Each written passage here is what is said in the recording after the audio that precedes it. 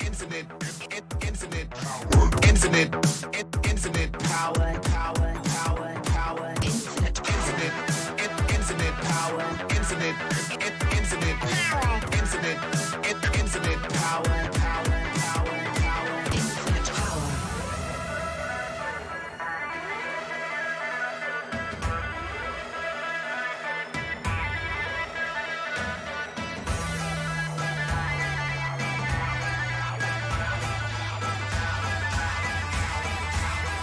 infinite power, infinite power.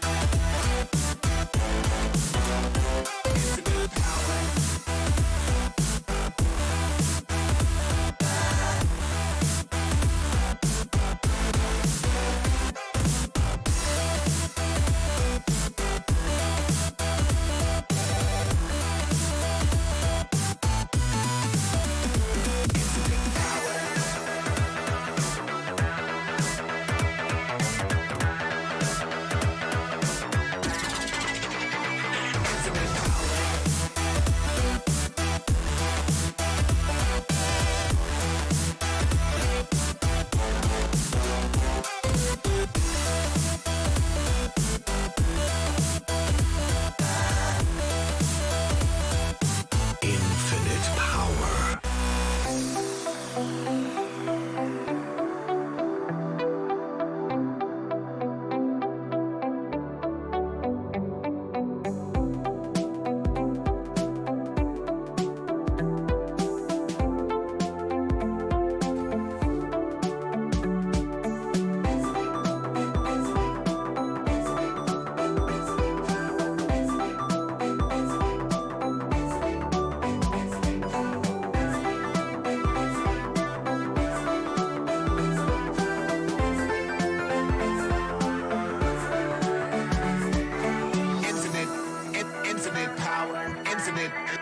Infinite power, infinite power, power.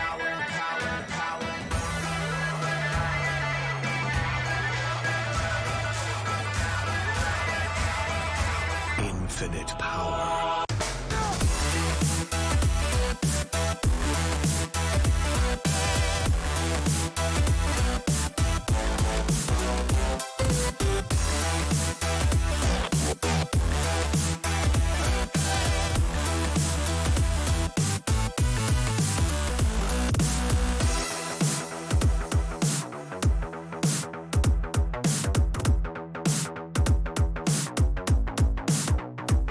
Infinite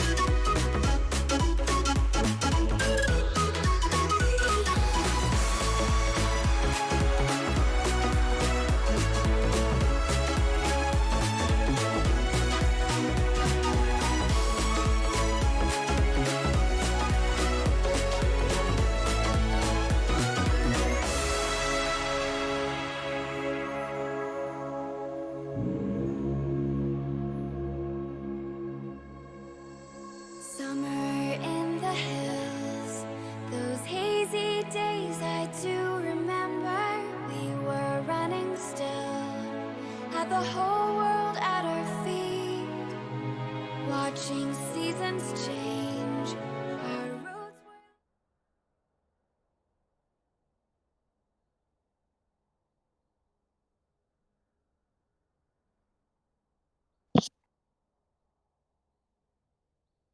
Hello, hello, everybody. It's Fantastic Fat Man on the ones and twos. And who do we have here? And it's only QSC. Our best friend Jensen wasn't able to join us today, unfortunately.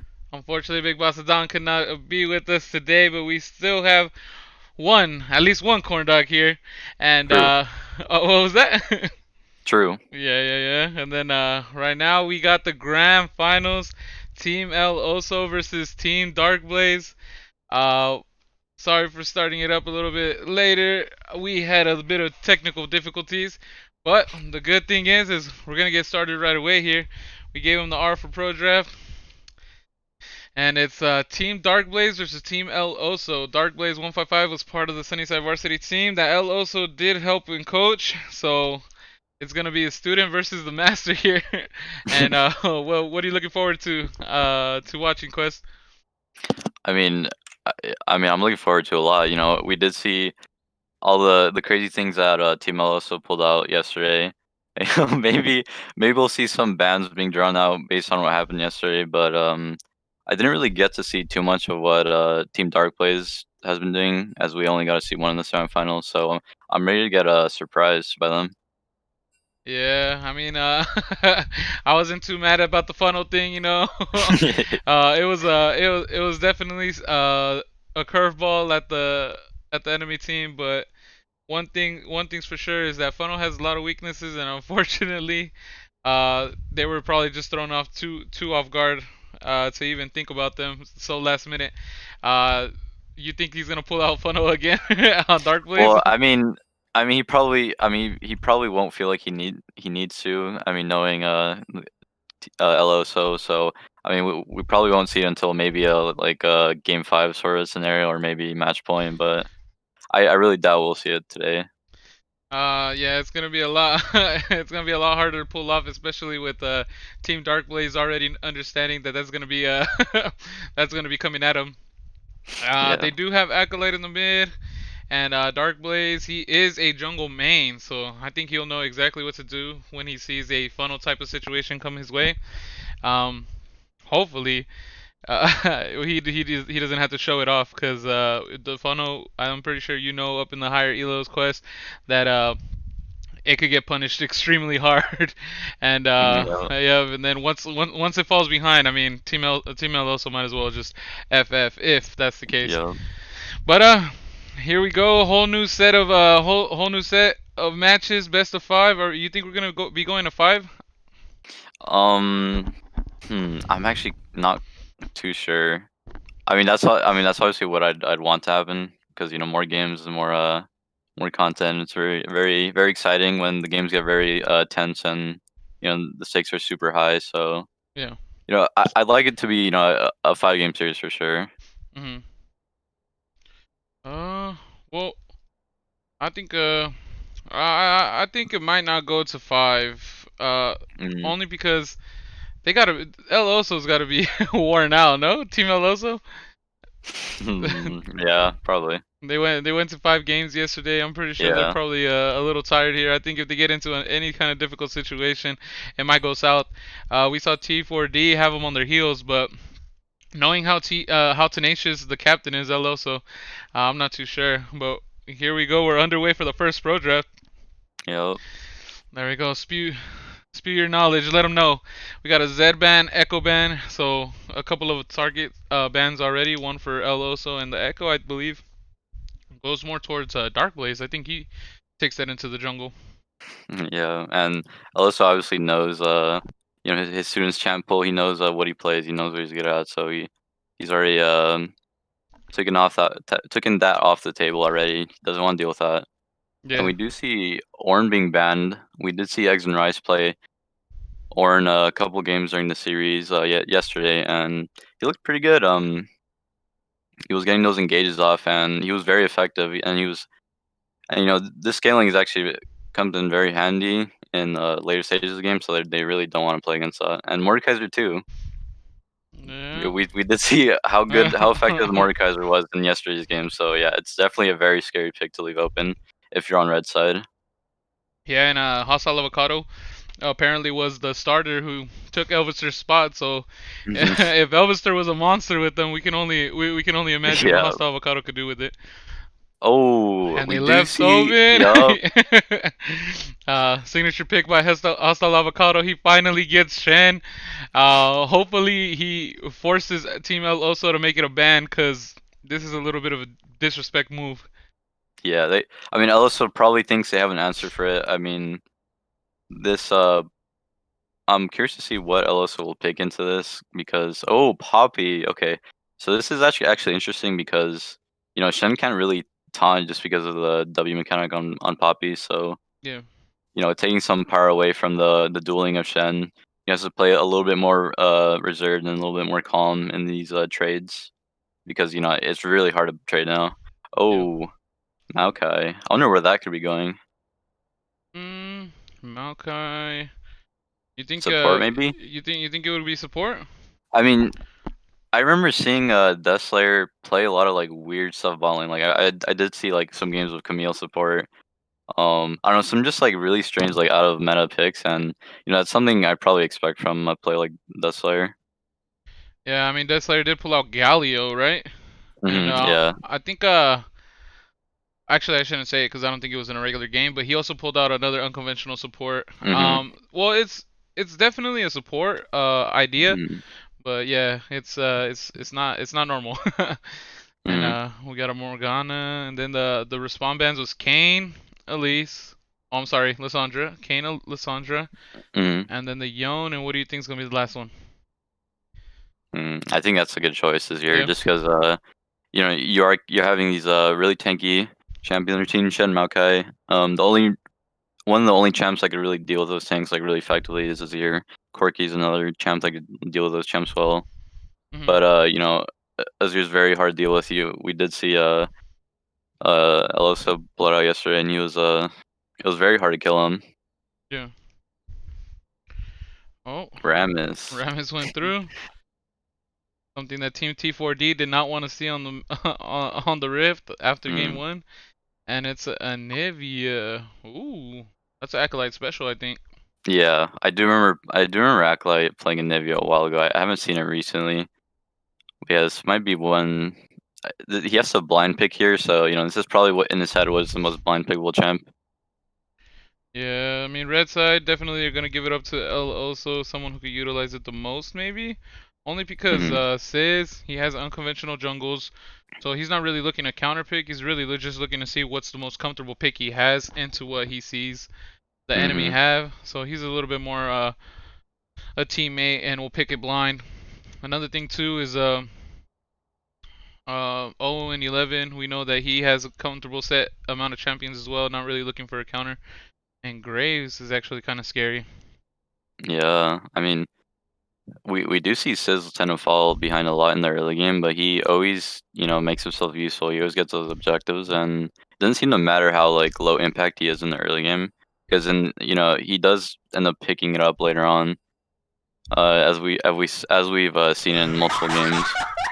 And maybe we'll see a repeat of what happened the previous game. I remember the Rammus with the Lulu comp, Yeah, and it was pretty interesting. They're running kind of similar setup with Sivir, and it's into Ashe as well, so maybe it'll be really easy to find these picks later on. yeah. But I'm curious to see how the laning phase goes.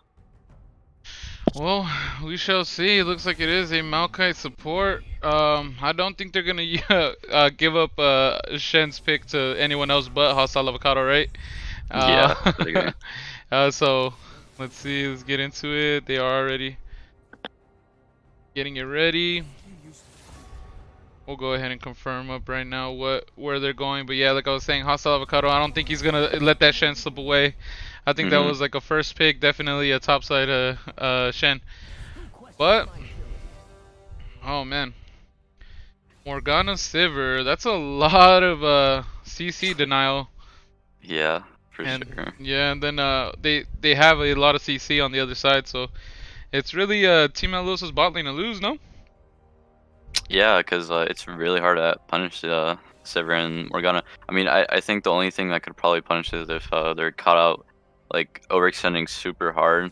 But you know, it's really hard to chase these guys down just because they have all this CC reduction from the shields, the spell shield from Morgan Sivir, very effective. And they're just looking to survive and scale and make sure nothing happens bottling with their full-on dive comp. Oh, that's true. Also on the Lucian. How well does Lucian do against Anivia? I think he could actually do pretty well. You know, it's one of those matchups where he could actually do very well in the early stages of the lane, but once Nivea starts getting her items, it becomes a little bit harder just because she will just be eating up the waves with her R. So Mhm. it's gonna be a bit hard for Lucian to like keep pressure in his lane, just because Nivea has that way of just clearing instantly. Yeah. Um, Acolyte. That's pretty sure that's a signature pick. I'm trying to remember right now what other Mhm. games he's pulled it out, but I think in every single season he's pulled it out once at least on regular games. Mhm. Stitch. We did see him, Morgana in that funnel comp. So we Yep. will get to see him in a more conventional game with the Morgana. I don't think that was a good tell on how good he was with Morgana, but Mhm. knowing Stitch, he has an ocean. He's like one of those players that he's comfortable on a lot of picks. He will Yeah. produce like the same kind of outcome with all of his picks. His recon was a little lackluster only because we saw T4D just like run a Yeah. game. You know what I mean? Yeah. With that pick. So Yep. that's kind of hard to compete against. Mhm. But yeah, go ahead. I mean, one thing that's different from last time we played Morg is he doesn't have Caitlyn with him, so gonna be a slightly different combo. Doesn't isn't as effective, but still pretty safe.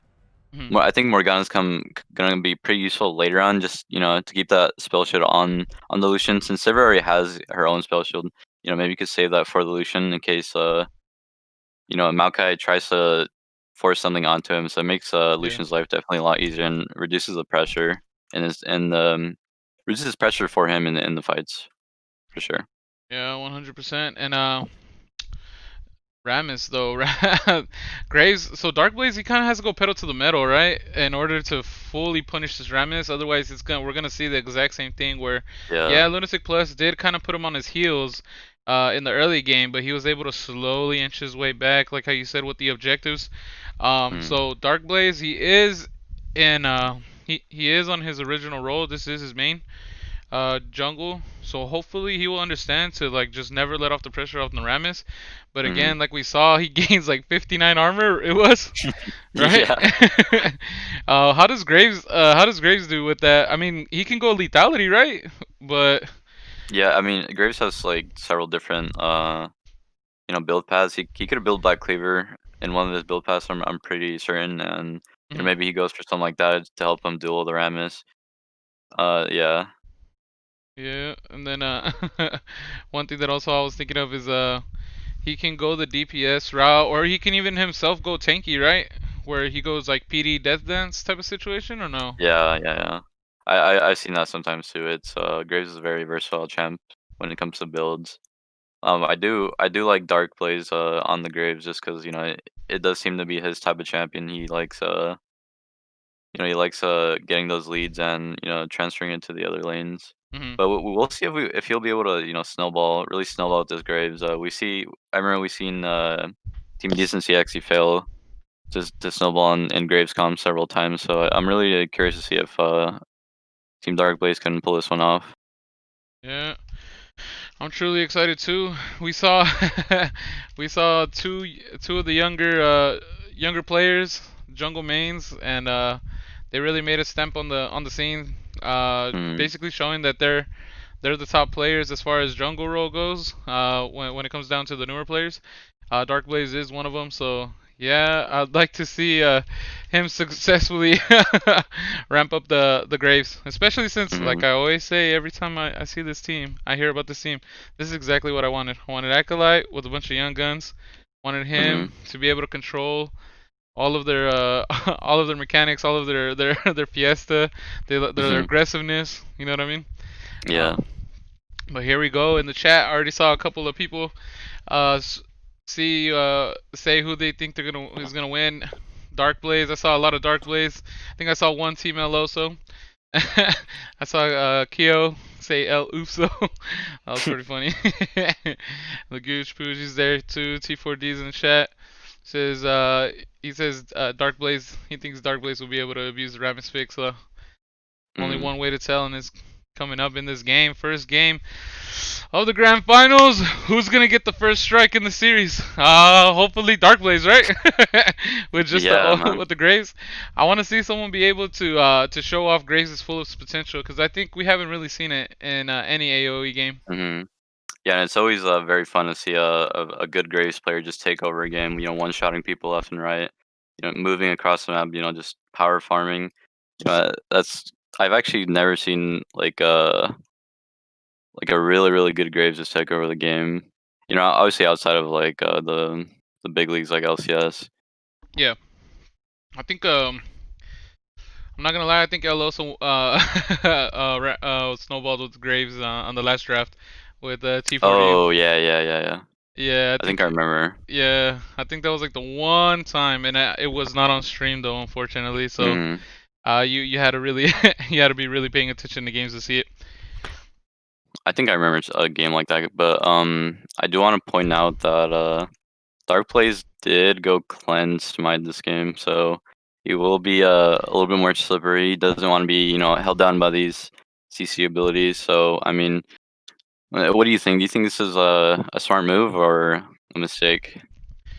I think it's I kind of think it's a mistake, only because I know people go ignite smite just to be that much more threatening when they're powering through the opposite side of the jungle. I think cleanse is fine, but he needs to utilize it. You know what I mean?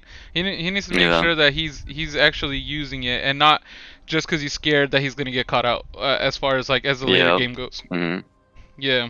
So I think if you want just a flat answer, I think it's bad. I don't like it, but he probably has an idea for it, and hopefully it's not a defensive mindset type of thing. You know what I mean? Yeah. Hopefully it does come in handy. He is going for full clear, red side, bot side, fake leashing, trying to confuse.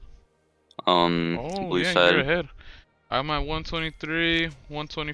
Sorry, 126, 127, 128, 129, 130, 131, 132, 133. Alright, we're good. We're good? Alright. Yep. Alright. Here we have it. Yeah, as you were saying, a bot fake leash. Rammus is going top side. Oh. Yep, Graves full clear. Yeah. Nothing too crazy. Maybe blue side actually might have seen that Ram started top side just because Poppy came in the lane with a little bit of health taken, so maybe that gave it away. But other than that, not much else to be seen right now. Oh, what's going on? Hold on.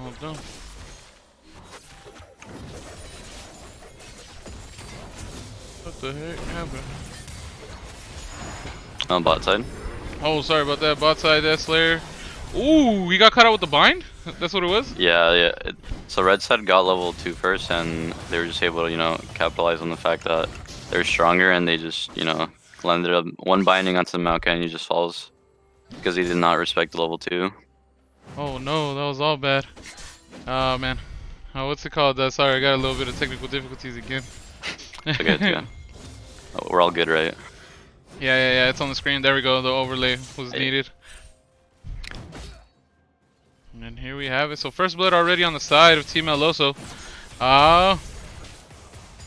It's looking like Darkblaze isn't going aggressive at all. Nope, he's just taking the the traditional full clear out. Gonna get top scuttle next. Remus is pathing opposite, so he will end up to bot side. And the bot side actually in a pretty bad spot. They're slow pushing their wave as Rammus is about to be around scuttle, but maybe they're able to crash it, so they're not in danger. But I can see Sever holding this wave, trying to trim it, keep the freeze, and this could be a free play for Rammus. And And yeah, it doesn't seem. We might see something happen bot side. Yep, Death Slayer had to go ahead and flash. Sizz goes and flash taunts. Excessive Seek gets extremely low. Stitch actually flashes the go ahead and confirm the kill onto Excessive Sphinx. And oh no, El Oso gets a little ahead of himself. Acolyte able to wall him off, and Darkblaze actually gets the kill on that.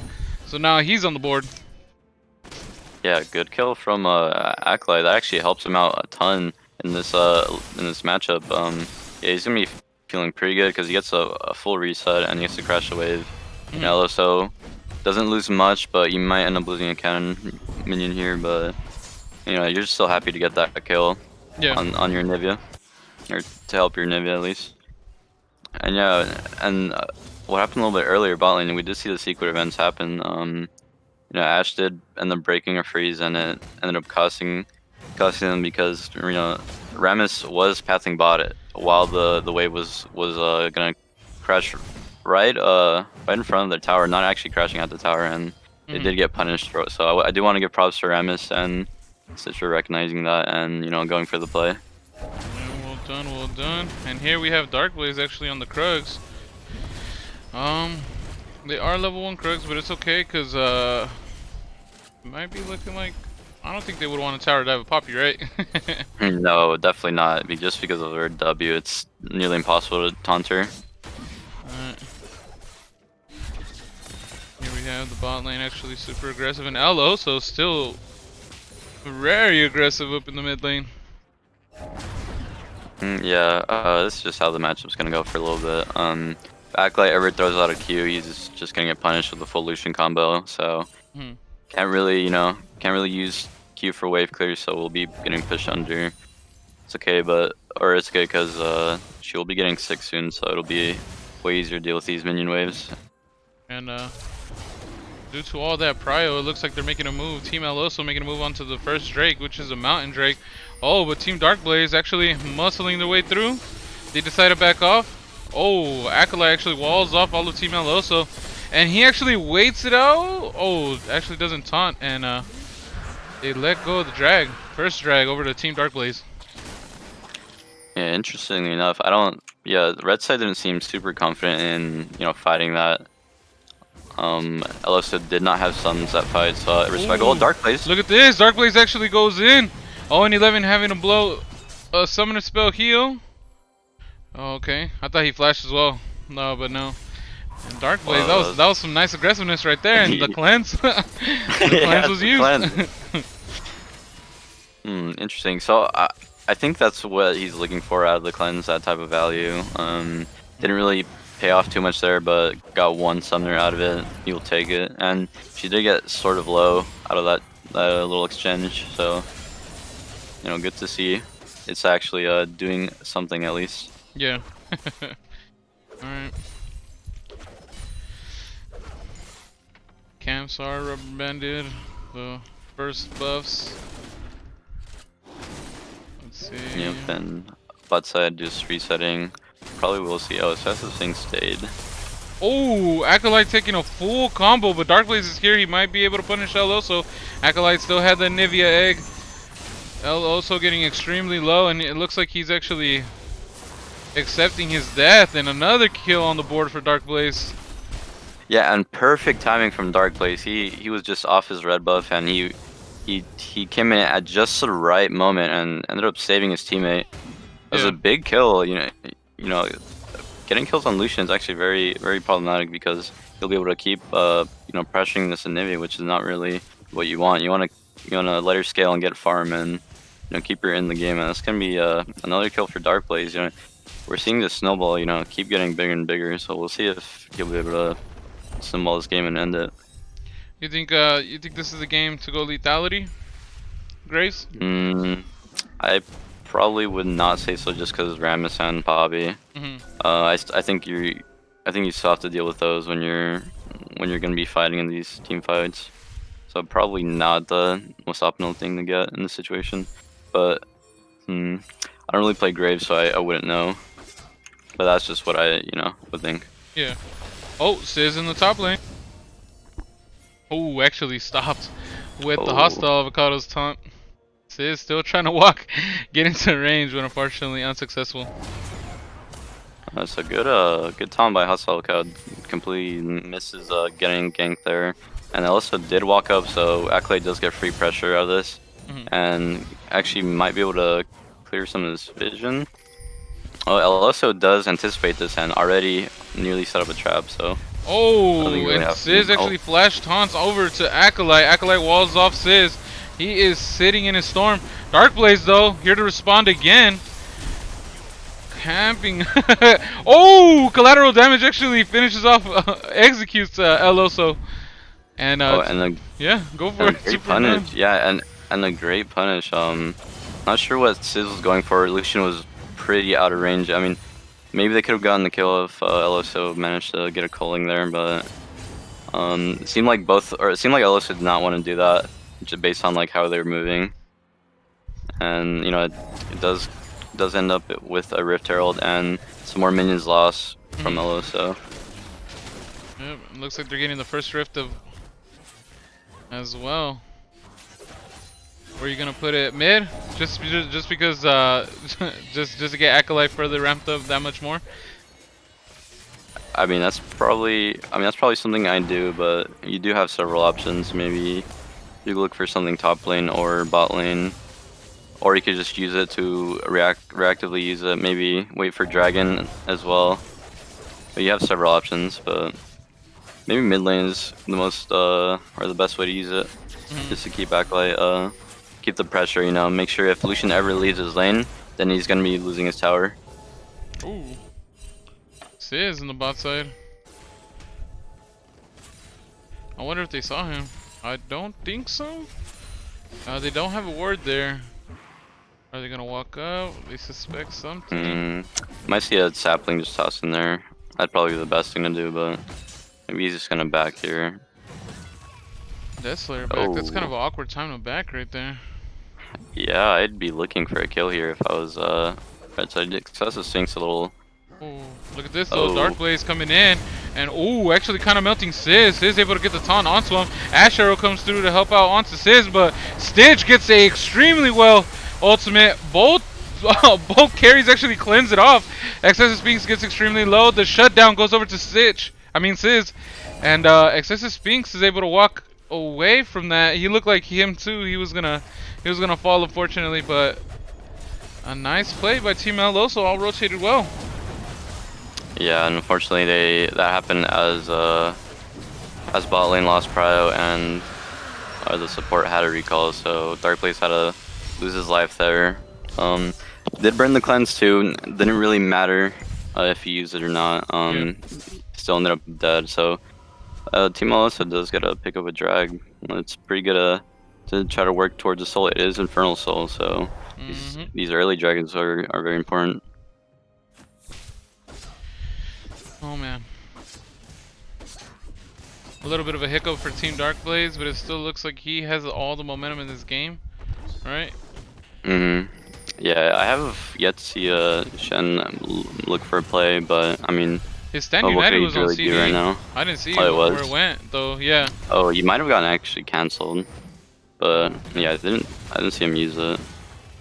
Yeah, I missed something. It must have been like in the mid fight, possibly, or like in the top fight.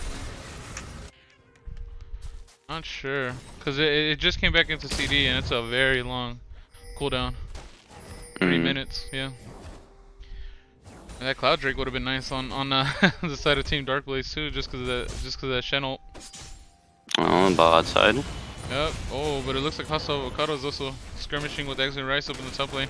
Sis getting pretty chunked out. That's a decent amount of damage he's receiving. Nothing really happens here. Both teams thought something was gonna happen. Red side, Liquor play didn't really happen just because Sea Blast going down. Yeah, okay, it will be the Rift Shell mid lane. I like this idea just because, you know, it gives Lucian a harder time to just keep farming mid lane with the safety on his tower. Yeah, and CDs are actually blown onto Sis. Half health. Little Ramus walks away. You know. Oh, Stitch is roaming in mid though. They look like they might Yeah. be trying to get something. El Oso. Oh, Darkblaze actually. Oh, I thought I thought that was gonna lead to him losing, dying right there. That little walk back for the auto, and nice move by Desolator and Excessive Sphinx. They get aggressive in the bot lane. So Graves did go Berserkers here. I wonder if I do think Merc Trez will probably be just better in this situation. But I think since he has cleanse, he thinks he doesn't need it. Yeah. And just, wants that attack speed stat increased. He's gonna be probably working towards a Black Clear, I'd imagine, next. Yeah. I would hope so. Cleaver. What would it be? I think it would be like Cleaver and then PD? You want to go like a frontline type of thing, no? Maybe Dust Dance after. Yeah. Oh, topside? Oh, look at this. Hostile Avocado actually getting ganked. The CC chain. Hostile Avocado is in a sticky situation. Able to taunt over the wall. Sizz actually continues and follows him. Oh, Ash Arrow from downtown though. Helps out the top fight, and Eggs and Rise ends up dying to Acolyte. Pretty well done. And oh, Darkblaze. Oh, Darkblaze was trying to do a snipe of his own. Unfortunately, not enough damage with that collateral damage. and Hostile Avocado very, very patient there, Did stall enough time because he's super tanky. His teammates were able to arrive and help him out and secure another kill. Almost 2 kills. Very lucky that Sizz got out there. And yeah, we see this very big wave that Poppy's gonna miss top lane. It's gonna cost her quite a bit for dying there. And you see Hostile Avocado with this huge CS lead, and he's gonna continue to keep being very tanky. And Lucian and Sivir, I'm not sure if Lucian and Sivir will be able to, shred this front line of Shen. Let's see. Ooh, Stitch actually catches Acolyte over the wall. Ends up flashing over to secure the taunt. Stand United is coming. El Oso looking to burst them. The egg pops through. Passive is still around. Hostile Avocado walks up to El Oso, try to get a taunt. The cavalry is here. Looks like they're trying to go for Sizz now. Walled off. Nicely done by Acolyte. Owen 11 is there though. Pops the ultimate. Make them that much faster. And even though no lives were lost, it looks like Dragon's gonna be the consolation prize from bullying Team El Oso out of there. Yeah, and all the health bars of Team Alice are way too low contested. I don't see them. They really have no business being here at the moment. Yeah. Sivir R was burned. She is going for the mid prio option. I do like that decision, and I do think they'll probably stick around contestants. Actually, they did manage to heal up quite a bit. Acolyte actually going in. Sizz going all the way, and he actually steals the Inferno Dragon. Eggs and Rice able to knock Maokai out of there. Sizz does lose his life. El Oso actually goes down. Excessive Sphinx going ham. Oh, and 11. Oh, no. He actually doesn't go away. And and 11. Auto attack Stitch back in. And ooh. The Black Shield helps him out. That looks scary. Yeah, and crucially enough, actually, Sizz did get the dragon. I mean, it did cost him 3 lives, but you're really glad that you're able to delay that dragon soul until this Graves comp, and it's very, very, very unlucky that happened. Yeah. Props to Excessive Sphinx. He ended up getting an arrow onto El Oso just barely, and ended up getting the last few hits on him. Yeah. Almost kind of want to go back and replay that, but we'll take a look at it maybe after the game.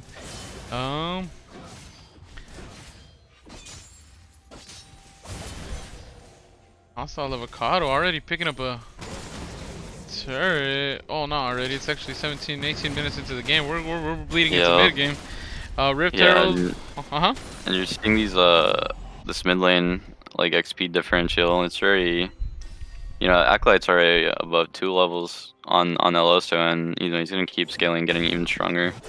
And Ellis is not able to get anything. He's sitting at 0 KP, and the only way he can get farm is through these minions. I don't see him ever going for a solo kill onto any of these solo laners. They're quite strong at the moment.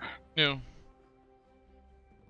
I was actually looking up Graves builds because I really am interested in seeing what what Darkblaze might be going, and yeah, a lot of Umbra blades into cleavers, but if lethality's not the way, just because of Remus and a Poppy, the other ones are cleaver into Death Dance and then cleaver into PD. Yeah. Yeah, Death Dance the more popular one. Oh, interesting. He did go for Edge of Night, so he's looking to, you know, just run into people and, you know, not get CC, just kill the carries and, you know, reduce the threat of him being locked down. Yeah. Oh, outside. Also, actually walking right back into that ultimate, catching a lot of damage from Acolyte. Collateral damage actually misses. Wow, oh my goodness, the Stand United comes in for Graves. Sis trying to help out, but looks like he might have to pay for it with his life. Death Slayer and Excessive Sphinx are in the bottom river as well, and no avenge kills here for Sis. 1 for none on the side of Team Darkblaze. Yeah, and Eloso unfortunately thought he was safe. His jungler was around, but Acolyte did get the huge chunk of health onto him, and Darkblaze was just able to rotate along with Shen and just, you know, get an easy kill onto Sis. Luckily, Eloso did live, but that kill is gonna cost him a tower and maybe more. And L and 11 trying to do the most wave clearing, but this bot lane of Team Darkblaze is just sticking together. And oh, this Rift Herald charge actually gets 2 turrets. Yeah, I mean that's the consequence of that play that happened earlier.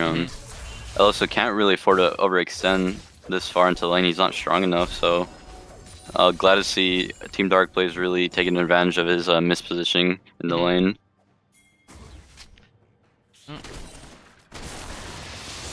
I was gonna say Darkblaze's damage kind of gets slowed down with that Edge of Night, but it might not be as detrimental as I thought, just because he was able to melt Sis. Sis is just like that much, like that far behind, I guess. 94 CS to 128. Yep. Yeah, he's pretty behind Darkblaze. So Nivea is actually pretty good at killing tanks. So Poppy and Remus shouldn't be too much of an issue. She just needs help, you know, not getting stunned and caught out by those two. Yeah. Maokai probably, you know, has enough PL to do that, so she's gonna be sitting safely in the back line. No real threat at the moment. I mean, Eloso can't really flank. He's gonna like die instantly if he tries, just because they have Maokai for that, you know, that really easy lockdown. So I really don't see how this Lucian will impact this game, just because, you know, he's so behind and he's not able to, you know, reliably get farm if he's gonna be sharing a lane with mid lane, and he can't go bot lane because you know what happened last time. Darkblade just comes down and Shen ultis and kills you. So it's looking pretty bad right now. They also have this Shen that's scaling really hard, and the Maokai is just gonna get even tankier. I don't see. Look at this though. Sis going in. Oh, Darkblaze gets taunted. Stitch trying to see what he could do. Eggs and Rice in the back line. Excessive Sphinx gets to Stand United. Does survive. No one down yet. A prolonged match. Oh, collateral damage and Hostile Avocado flash taunts. Able to get two of them. Both of them go down. Stitch ultimate to try to get Hostile Avocado back on off. He is successful. Snares Acolyte, but they can't follow that up. They're just running away now. Yeah, and that was actually looking pretty good for LO. So Eggs and Rice was a really good TP flank there. I was actually convinced that Darkblaze was gonna go down, but you know, it doesn't end up happening. You know, Hostile Avocado with a really clutch E flash onto the LO and ends up killing him at the start of the fight, and Eggs and Rice also falling immediately. So you know, not much Team LOS can do after that. Oh man, Team Darkblaze looks like they're ramping up. They're past kind of ramping up. Now they're trying to solidify that this is their game to win. What's the win condition for Team Eloso right now? Just catching someone out? I mean, that's probably what's. I mean, it's really hard, right? This comp is mostly attack damage, so you know these tanks are just gonna be stacking armor and armor and armor. So it's gonna be really difficult to win this type of game. I mean, I guess you could try to rely on the soul point, and or you could maybe rely on something like a Baron or an Elder, but you have to, you have to get there first, and that's not gonna be an easy task. Because these fights are going the way of Darkblaze's team every time.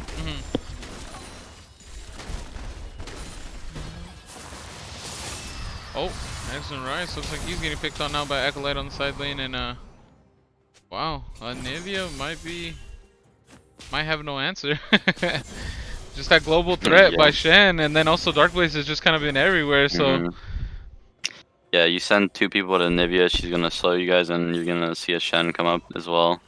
With his ulti, and it's not gonna be pretty. So Acolyte does get the luxury of farming in a side lane as a mage at the moment, and he's gonna stay on top of the solution for probably the rest of the game. I mean, I do see. I mean, the way you could fight is red side in this scenario is probably try to kill someone as quick as possible, but like, fighting longer is worse for red side just because you have a Nivea and Graves and Ash rather than fighting like for a short amount of time. And that's probably going to be more beneficial for red side, but it's really hard because everybody is just so ahead.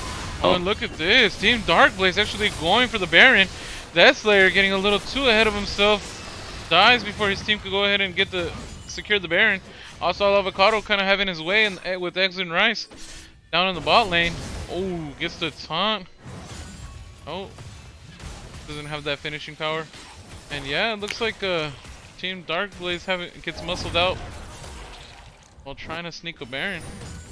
So this is actually not a number disadvantage just because the Shen can TP. Probably actually way too low to even move out of the lane, so she's probably just gonna be staying there just to try to cancel a TP if he does try to go for it. Yeah, look at this. Alonso gets aggressive. Excessive Sphinx does lose his life, but unfortunately for him, Acolyte was there to go ahead and wall and ult him in his whole path. Oh, collateral damage, and Owen 11 survives with how much? Oh, click. I can't click on the model. Man, he survived with like 10 HP, I think. Yeah, it was around 20 HP. Oh my god. So those 2 kills alone just relieved so much pressure for Hostile Avocado to, look for the teleport. Now he just gets to shove this for free. He has no threat of the Poppy. Poppy has to reset. He gets to crash this and probably look for a reset. So well done from Darkblaze. He managed to stop the Lucian and Sivir from getting these kills onto Darkblaze. Well done, well done. Dragon coming up, 58 seconds. Unless Team Eloso can get a nice position and before a team fight, a pick. Oh, and here we go. Excessive Sphinx actually gets taunted. Has the cleanse this time. Sizz cannot do the flashy taunt anymore. Excessive Sphinx chain CCing with Deathslayer. Sizz is still surviving. El Oso is there, but Darkblaze here gets El Oso completely deleted, and now Eggs and Rice is in the front line for nothing, just getting slowly killed. Owen 11 does spell shield the collateral damage. Eggs and Rice misses his ultimate, unfortunately, pays with it with his life. Owen 11 and Stitch are in there. Oh man, they got a wave clear. They got to get out of there. Yeah, so really big fight for Darkblaze there. They actually that doesn't seem to keep going. Yeah, very well played, punishing Sizz there for being out of position. His team could not help him, and Darkblaze from the side, getting a 1v1 with LO. So nobody else had say in that fight, and Darkblaze just capitalized and immediately one-shot LO. So he was not a factor in this fight at all. Yeah, Loso has to take a back seat and then just kind of sit around and play with his front line. Otherwise, he's gonna get angled by Darkblaze. Yeah. I also tried to get the angle, but Darkblaze was on that same angle, unfortunately. Oh, a telly by Eggs and Rice. They're going in. Darkblaze is able to get out of their Slayer though. Oh no! Flashes. Sizz is coming in. Has the black shield.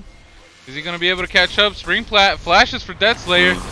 They actually capitalize off of it and do get a kill, but El also loses his life to Acolyte. Acolyte so much damage.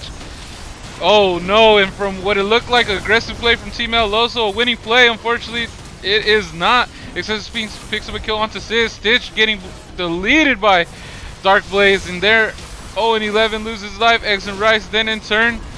Oh my goodness, double kill, and then they're telling for the win. I saw Avocado tell TP bot. Yeah, and that might be game. That was just a chase for way too long. Yeah. I don't know, it does look like they're going for Baron, but they chased that for way too long. There's no way that Maokai was getting away without bringing several more people down with him. Yeah. His team was actually able to come just on time, and it's 1 life for 5. That's not very worth. You're gonna lose the game if you keep going for these desperate plays. Yeah. But you can't help but understand that they're in this high pressure situation that they need to find something to get back into this game. Yep. They try to capitalize on Hustle Avocado, but he does get the spring plant out of there. And Team Darkblaze taking it slow. Gets the Baron. Hey, we'll get the turrets on another push with Baron. It'll be a lot easier as a team.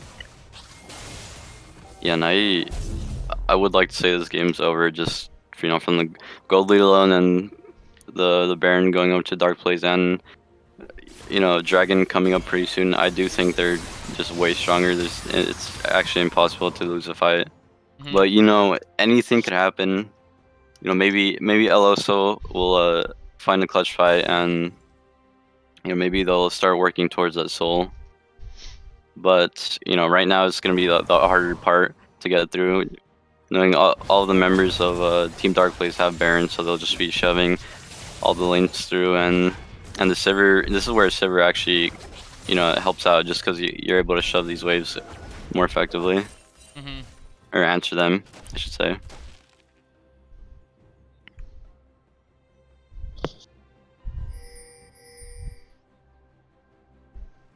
Right. They're taking it slow. Oh, Hustle Avocado. Avocado getting caught out, possibly has the taunt. Stitch lining up all his CC. Unfortunately, misses the snare and doesn't get the second part of his soul shackles. Darkblaze is there. Oh, Eggs and Rice able to knock him out, but Stitch still loses his life. Goes down 0 and 11. Oh, looked like he was trying to get some damage off onto his Death Slayer, but here comes the Nevia. With that Glacial Storm, it's just making it that much harder to step up. Darkblaze doing so much damage there.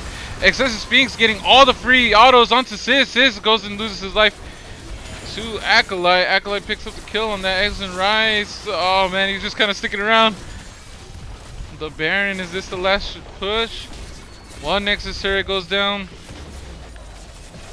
Boomerang not doing much. Trying to clear the Baron minions.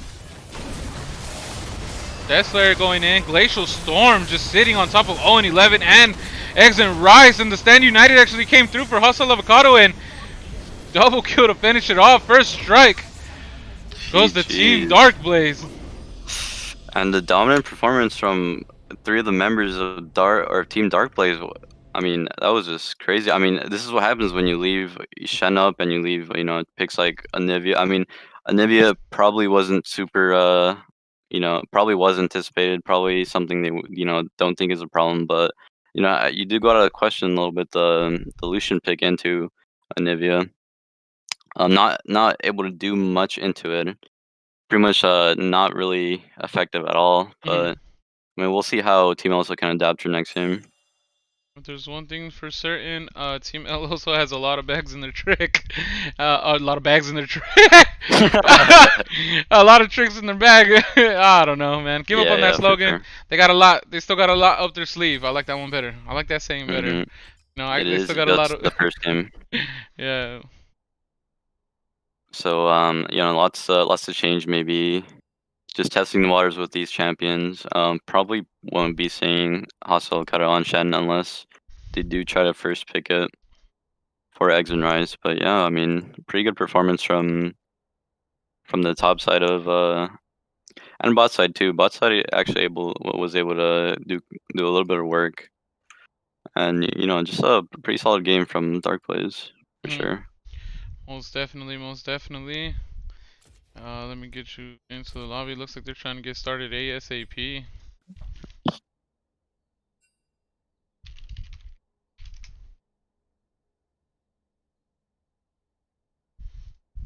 Alright.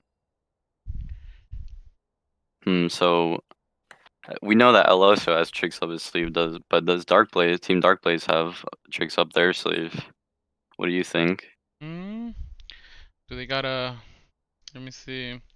Let me think. Let me think. I know.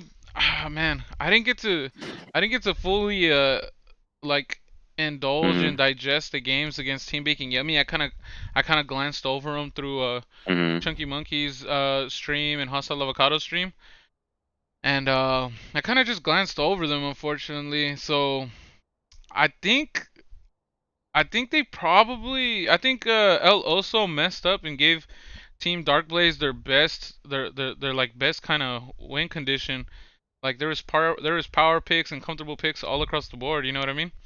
Yeah, for Darkblaze's sure. Graves, Anivia's I mean Acolyte's Anivia, Darkblaze's Graves, and then Hostile Avocado's Shen. I mean Shen was permabanned for the longest time, and he wasn't even like the main. He wasn't even like the main. What can I say? Right. Yeah, he wasn't the main threat, but just that icing on the cake. You know what I mean? On a Mm-hmm. very powerful and well-rounded team. I think by them not respecting Team Darkblaze's picks, I think they gave him like an extra round of like of of uh of breathing room for Team Darkblaze, Mm-hmm. because now they're gonna go ahead and expect the typical bans that they usually get from other people, like the Shen ban, possibly even the Nivea ban, maybe even the Ash ban, just because it's Sissa Sphinx is so comfortable on it. Mm-hmm. And now they're gonna go into like team comps that they practice on with the Mm-hmm. typical bans that they usually receive. You know. Yeah. Let me get the player of the game going. Actually. Oh, sorry about that. Let me see. Player of the game. Oh, Pro Draft also started, by the way. Wow, they're not even waiting. Here, we'll go ahead and have the pro draft on the screen, and let's get player of the game. There we go. Draw pool. Yep. Sends Make sure to out. vote, guys. Make sure to vote. Who you voting for, Quest? I mean, for me, probably Darkblaze. Yeah, yeah. I was thinking that too. I think Acolyte did extremely well, but just Yeah. Darkblaze being there for Acolyte enabled him. You know what I mean? Yeah, for sure. Yeah, a lot of times people don't really pay attention to those that help enable some carries, you know what I mean? And they should deserve some of the player of the game. But Mm-hmm. I mean, at the same time, a lot of those picks I don't think would have worked out without those clutch and Nivea walls, you know what I mean? Yeah, yeah, for sure. I mean, he's definitely up there for player of the game. Probably Yeah. second, but I think both of them Yeah. provided a lot that game for sure. 100%. Acolyte had some clutch glacial storm was placings, walls, and what's it called? The excessive sphinx. Sorry, I was about to say Anvari. The ash, Mm. the ash. I just automatically think Yeah, Anvari. But excessive sphinx had some pretty clutch arrows. He had one really crazy one from downtown. That's the type of playstyle he likes to do. Dead Slayer with the Maokai. They just all they just did all. They just all did their job. You know, like how Bill yeah. Belichick says for the Patriots, just do your job, and they did it. Yeah. Um, Oh, this draft's actually pretty interesting. Let me put it I on don't the know if you board have it for up on the everybody. screen yet. Oh, it's about to be. Oh, Well, you gay guys, you're in for a treat. I'll tell you that right now. all right, everybody, we're ready. Boom, there it is. Okay, so red side is Team Darkblaze, right? Yeah, Is it? yeah. Team Darkblaze It is red is. side. Oh, Blue side is Team Eloso. Did you think really? red? Yeah. Wait. Did you think red side was Did you think red side Yeah, was Eloso? it would seem like wait, hold on. I actually think this might be what's it called Death Slayer's Shaco, no? What'd you think? It wouldn't be going somewhere like jungler mid. Yeah, that kind of threw Hostile me off because avocado. Sis Shaco. Hostile avocado And plays Shaco. oh, he does too. That's Yeah, right. hostile Interesting. Wait. avocado, baking yummy, Sizz, and I think there's one more Shaco player. But baking yummy actually has a family, a bunch of cousins that play League, and they're all Mm. Shaco mains. That's funny. Yeah, so yeah, I'm not too sure. Oh, okay. So Shaco, if that gets picked, Shaco's definitely not top for House Avocado. Yeah, House so he's Avocado going has to a pocket support. pick GP. Okay, so I actually think this match was pretty good for Gangplank. One of the better ones into Shen for sure. The other one's like Vlad. Um, maybe Mord as well, but you know, Mord's obviously not going through. Yeah, Uh, after yesterday's games. So we do yeah. see like a pretty similar comp we've seen before from Eloso with Ziggs, Galio, Mumu. Yeah, this is gonna be a pretty interesting game because we have seen the Mumu plus Ziggs combo is really effective.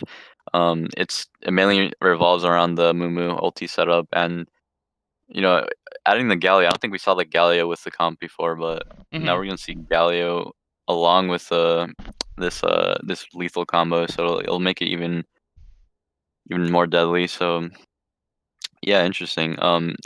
And on the side of Dark Blaze, they want to throw a curveball at a Team Eloso with this draft. You got Mhm. Shaco Oh, support, whoops. Hibernating ADC. I had the stream on. I had the stream on the stream. Yeah. uh, Any smilers? all right. I believe production is on. All right. We'll Mm, take our break in the 3 minute on the 3 minute delay. yeah, Yeah. I'll go ahead and signal you. So far, you already gave us a little bit of a taste of like the comps and things like that. yeah. This is definitely interesting. A very, Mm-hmm. very interesting draft. What what is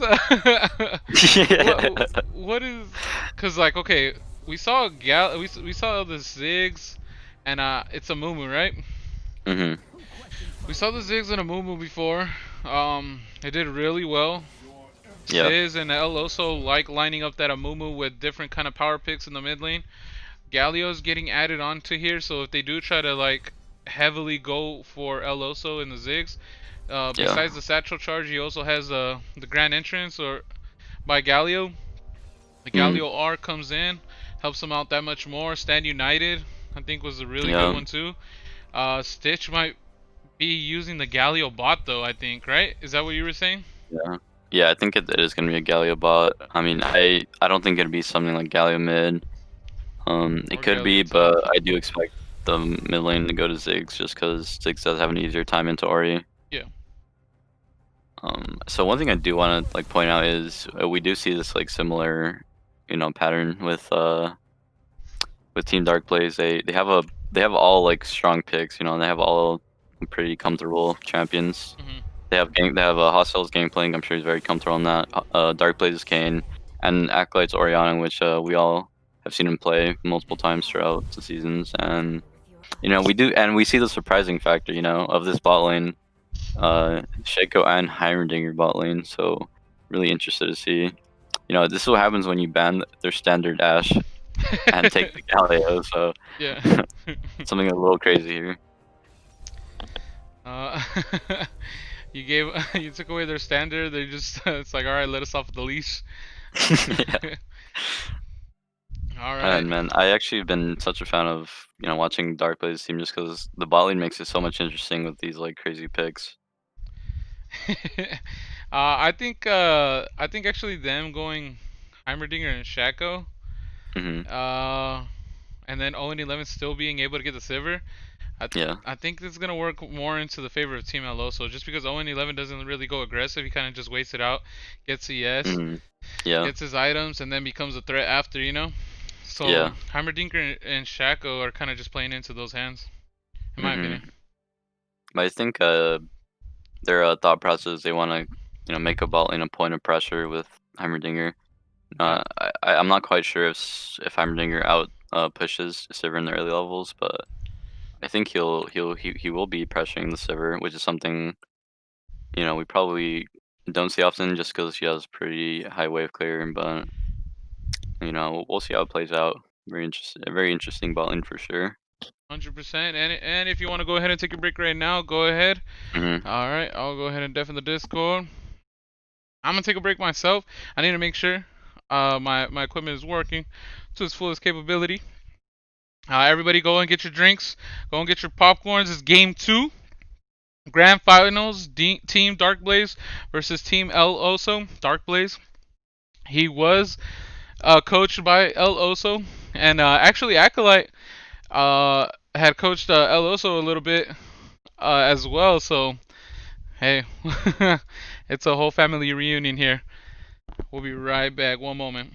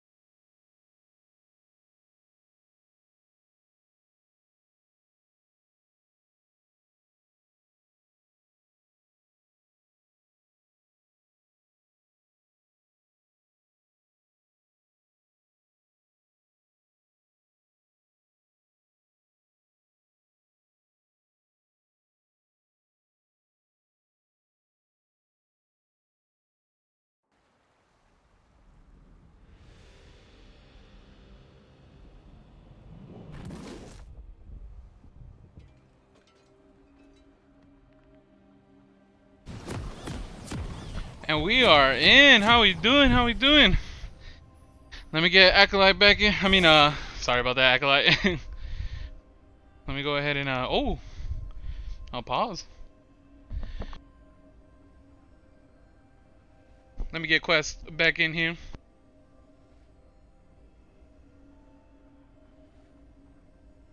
A summoner has disconnected.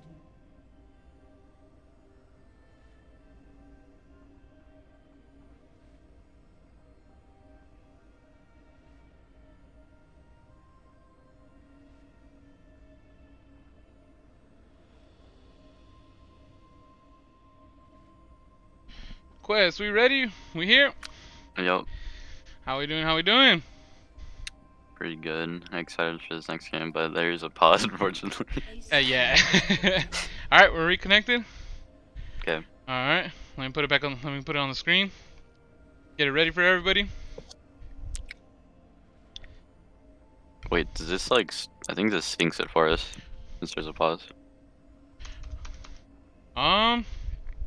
Are you at 12? Yeah. Okay, we're chilling then.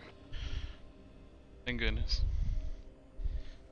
Let me know. Let me know when it hits you the countdown, just in case. Yeah. Just in case. It did say R. All right. Saying I'm R. getting in shortly. had to do a little bit of sound effects for the overlay. Oh, we're in. We're in. Game 2, Darkblaze is up 1 game. Is Team Eloso gonna get a little bit more aggressive here? Are they gonna play a little bit more controlled, a little more calculated, like we know they can? What are we looking forward to, Quest? I think we're gonna see a more, you know, more team fighting game. Just because we have all these crazy combos, we'll probably see team fights and objectives, and you know, I do expect. This game will probably go a little bit slower just because you know, you see these lanes: Sivir, Ziggs, Shannon. Not anything too crazy. Rather than like the Lucian mid, Yeah. super aggressive. So we do probably expect a slower game and maybe more action in the later stages for sure. I mean, I do want to point out that the bot lane of Darkblaze has double it's called Glacial Augment bot lane. So lots of utility, lots of clothes. We'll see how that plays out in the team fights. Yeah, I'm trying to see a lot of spooky ghosts. I'm trying to see a lot of the water guns. What is it called? The GLPs? Yeah, water hose. Yeah, the water hose. There you go.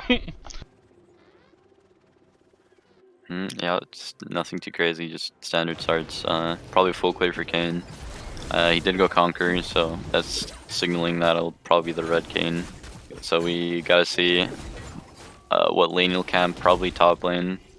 Maybe he'll be invading, but we'll just have to see. Oh, he's actually going straight for his blue. Interesting path here from Darkblaze. Oh, messes up on the Q. That's not good. That's That's a not little- good when you're yeah, invading. A little embarrassing, but it's okay. Got the blast gun over. You know, we'll be able to secure, and I don't think Sis has any idea. Alright.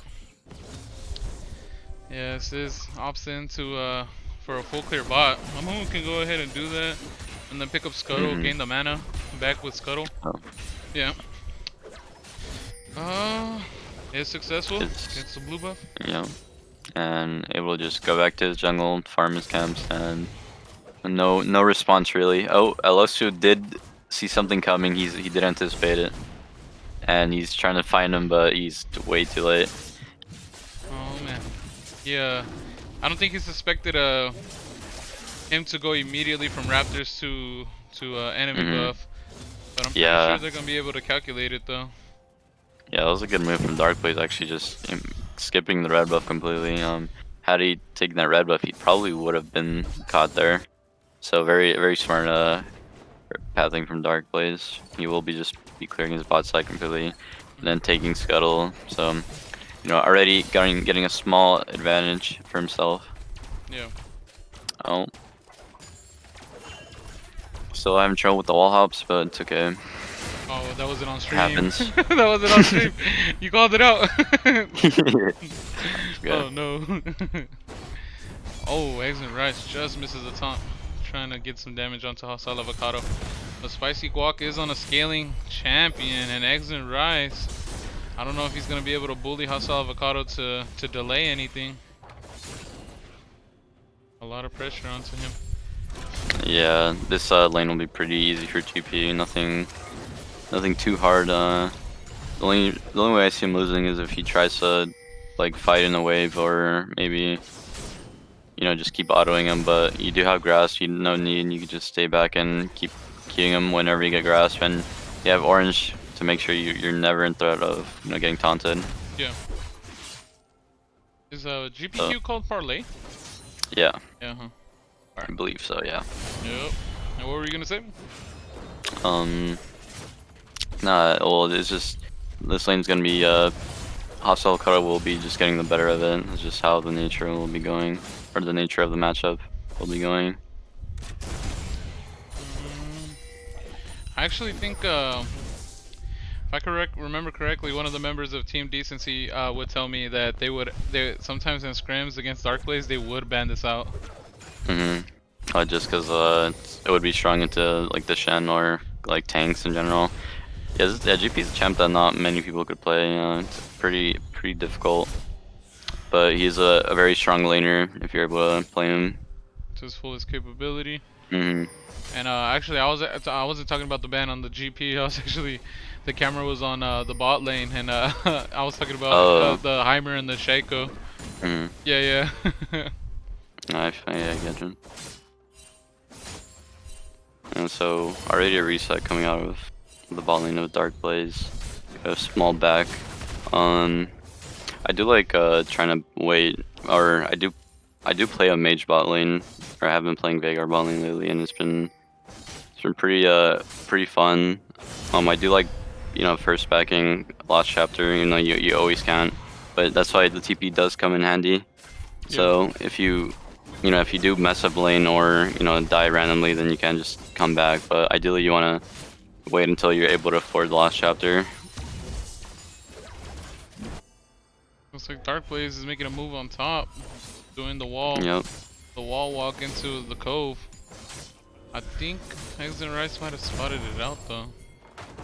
Yeah, you can tell he just wants to get his red form, so he's kind of stuck ganking top lane, but bad timing because now they're just gonna take dragon. Nope.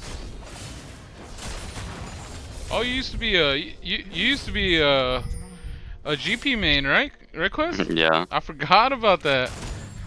but he's a little different to how he used to be, so I don't play him too much anymore. Oh, okay, gotcha. You gotta be a lot more patient with them now, I think, right? Yeah, he's not. I feel like back then he was a little more broken. He was really strong, and now he's more of a bruiser. But he's still that late game monster. Just takes a couple items. Yeah.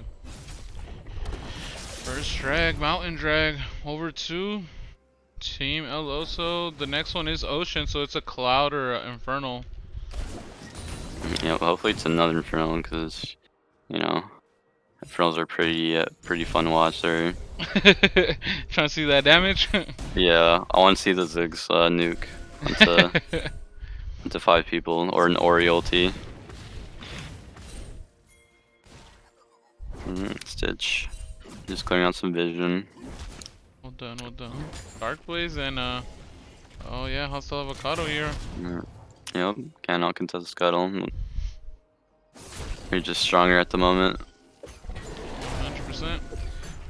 Is he gonna pass his blue off? I think he is. Yeah. Oh no, I don't think he is. Oh, he's just Yeah. Ellis Open is him just up. helping him make sure he can figure it quick enough. Yeah. Oh, Ella. As a Kane main, I think he suspected him to go into that jungle and try to battle him and get some stacks, huh? Yup. He read him like a book. El Oso, a known Kane as well. We got a couple top ranking players in AOE as far as their champion picks. I think Albase's platinum account is like what was it? What ranking out Aphelios was he? He was pretty high, wasn't he? I actually don't remember. I saw him in the chat, so it reminded me. Zillion, T4D Zillion, 13th. Yep. And we do see a Rift Herald being taken for Darkblaze. He just gets to do what he wants topside because has the prio and no real threat from mid lane right now.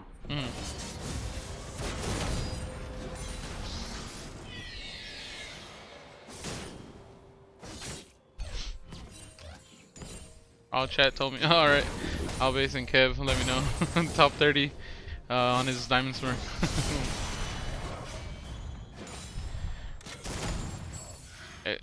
Eggs and Rice looks like he's not having too much of a difficult time, but Hostile Avocado, look at the CS difference. 32. Yeah. Sheesh. It makes it a lot harder to safely CS with Shen just because those Sheen Qs.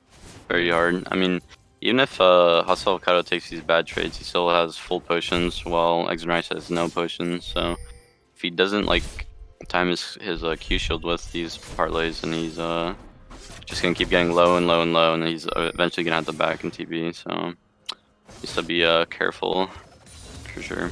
Yeah. Oh, what a nice block off that time. In the bot lane though, different story.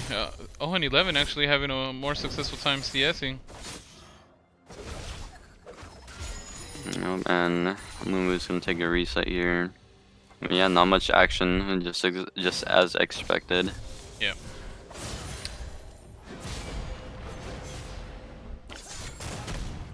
Let me take a look. Looking at the gold difference right now. Huge gold difference off of just CS. 700 in the top lane. In the bot lane, it's actually pretty significant as well. Oh, and 11 has 400 over. Yeah, 500. she seems. Server for seems to be getting better in this matchup. She's not really struggling at all, um, getting more CS than Heimerdinger, not really struggling at all. So I'm gonna see Yeah. that the Heimerdinger pick doesn't completely make it impossible to push. Oh, whoa, whoa, I just realized something. Oh, look here, LSO? Acolyte does get an ultimate off into LO, so trying to bring him closer to Darkblaze. Dark Sizz is here though, trying to help him out, but unfortunately it might cost him his life. Nope, able to flash away. You know, and that's gonna be a flash from Sizz. Thought they could really get that. LSO living there luckily, and not able to, or did end up expending some cooldowns from Team Darkblaze, so that's something to look at as Dragon is spawning. Acolyte doesn't have mana, but they will be rifting mid lane. So Acolyte does have TP, does not have teleport, or it has to back but does not have teleport. And this Dragon is spawning right now. Yep. Also Avocado getting the passive off the burn and actually getting the first blood 11 minutes in.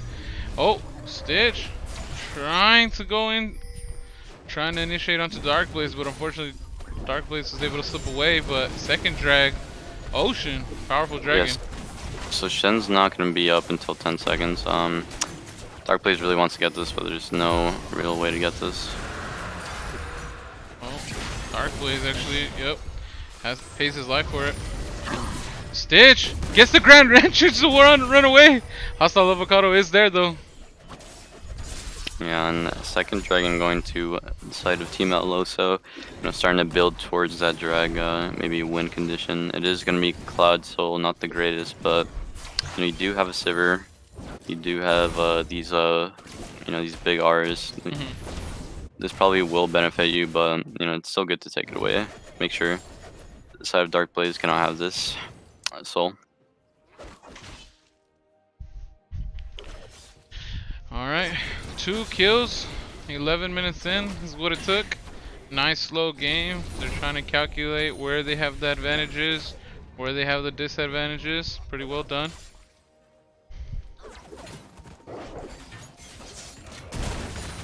I'm actually scared for the side of Team Aldoso just because Hostile Avocado is kind of becoming a ticking time bomb, right? Yeah, he's having such an easy time in this matchup. No contest really either.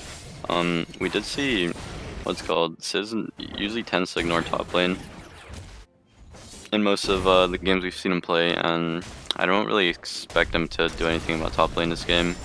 It's probably just on Negs and Rice to keep building those resistances and making sure he doesn't get too low in this lane, because he does need, his team will probably need him to TP out at times. Yeah. You can't do that when you're trading with Gangplank over and over and losing all your health. Oh, and here he is right here. Darkblaze. Are they gonna be going for a tower dive? Nope. X on off. Oh, am I speaking too soon? No, I think they're just going for a reset, right? Yeah. Yeah. This is he's probably gonna stick around. Maybe they might contest this, or they might go for this Rift Herald, but I think it'll just be for Scuttle Crab. Also, I think Darkblaze stayed top lane just to make sure Shen couldn't freeze, because the wave did end up in a bad spot. So just sort of make sure Gangplank doesn't put himself in a bad spot being under the tower.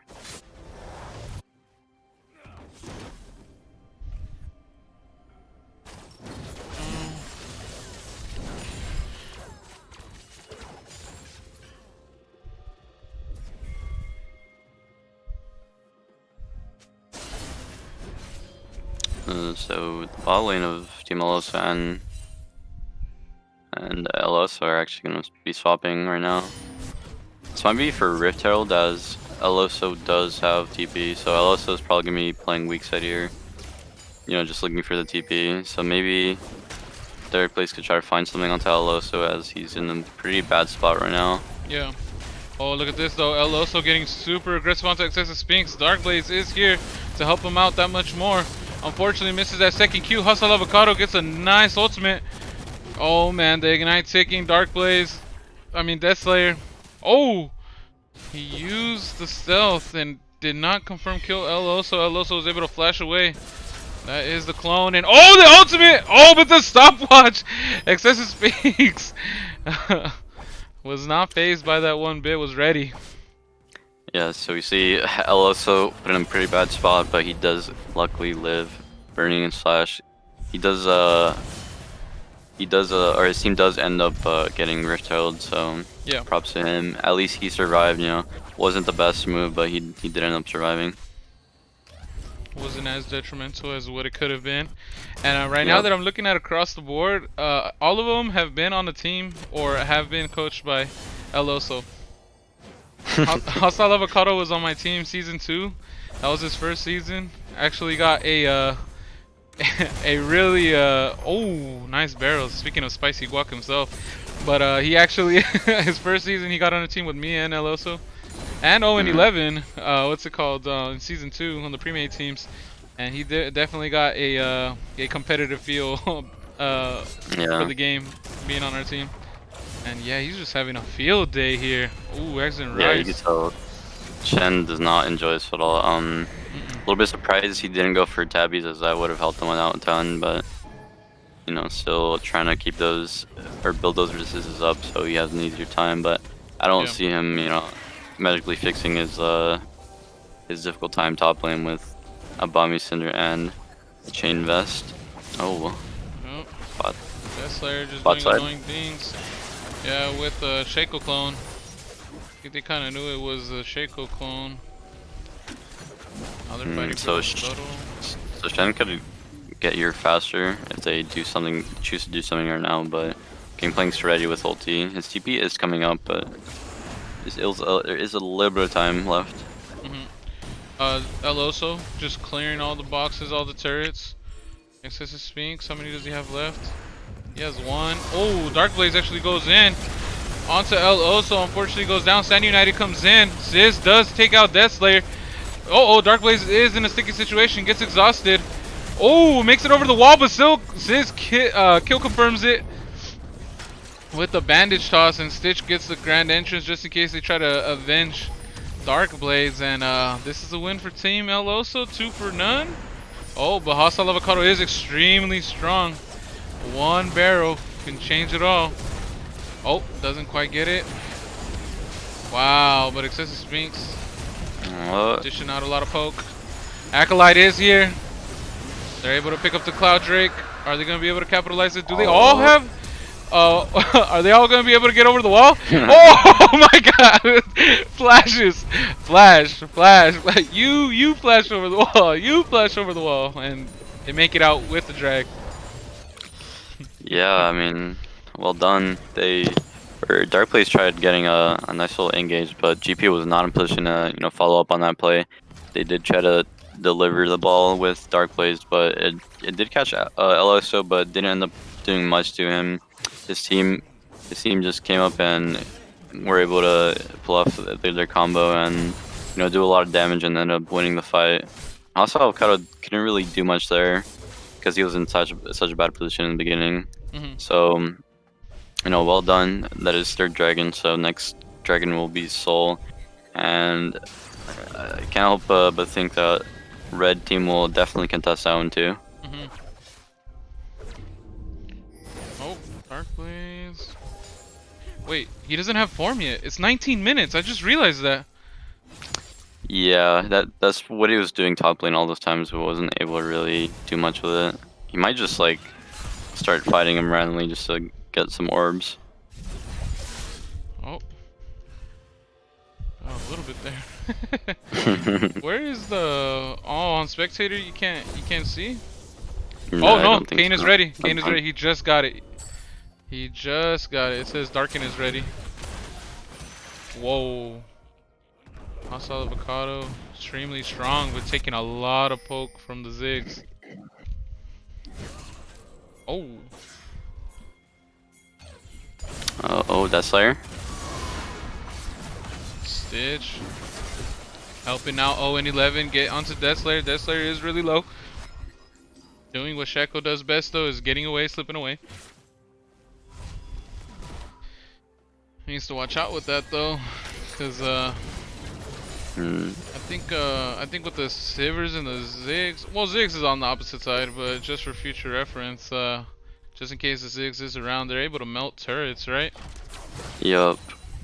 But I mean, right now they're just focused on getting items and getting stronger for the soul fight. Probably again expect nothing to happen within these next couple of minutes. Just pushing waves, clearing vision, getting wards down. Yeah. And they are putting Ziggs top lane under the safety of his tower, but Darkblaze is around.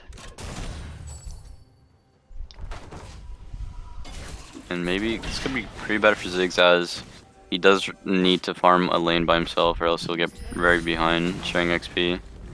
And now this, this makes it even harder for him to farm safely.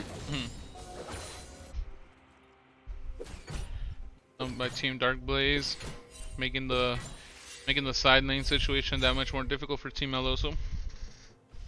Yeah. And also Avocado again is just having a fine time down here. He got his first crit item, and once he gets I mean, I've seen a couple GP builds through recently. I mean, I did see Leandri's GP being pulled out. Maybe we'll see something like that. I saw Essence Reaver, Death Dance, and then Leandri's. There's also Essence Reaver into IE. So we'll see what angle Hustle Avocado goes for. He's very ahead right now, so definitely has room to build whatever right now.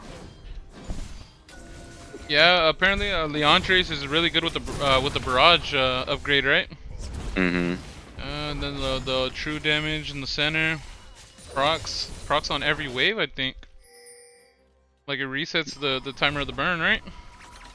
Yeah, and it's I mean, it's usually just good if your team needs some AP, or I mean that's pretty much it. But I mean, I don't really think that's what they need right now. I mean, it's still just a pretty good item, because you do get to use the passive of I believe it increases your damage over time. Oh, or it increases your damage.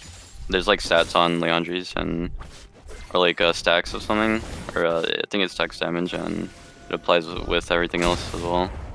Okay.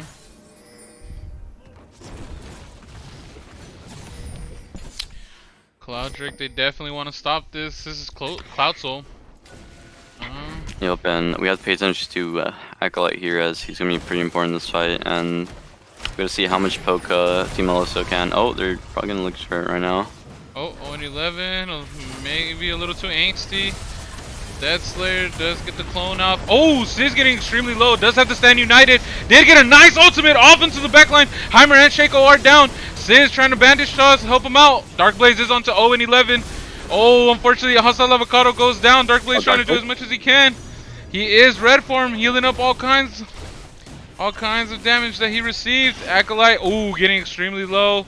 Eloso doesn't quite hit him with the bomb. Are they gonna still be starting this up? They so can. This is very playable for Darkblaze. He can try to look for a fight here, but I don't think that's the case. Yeah, Kane needs to start the fight. Oh, Eggs and Rice Taunt Flash does land it. Darkblaze does pick up a kill onto Eggs and Rice though. Oh my goodness, Darkblaze picks up a kill onto Sis. They don't have a jungler. Excessive Speaks actually teleports in. Oh, and he gets the kill, and they stop the soul. Are they looking for more?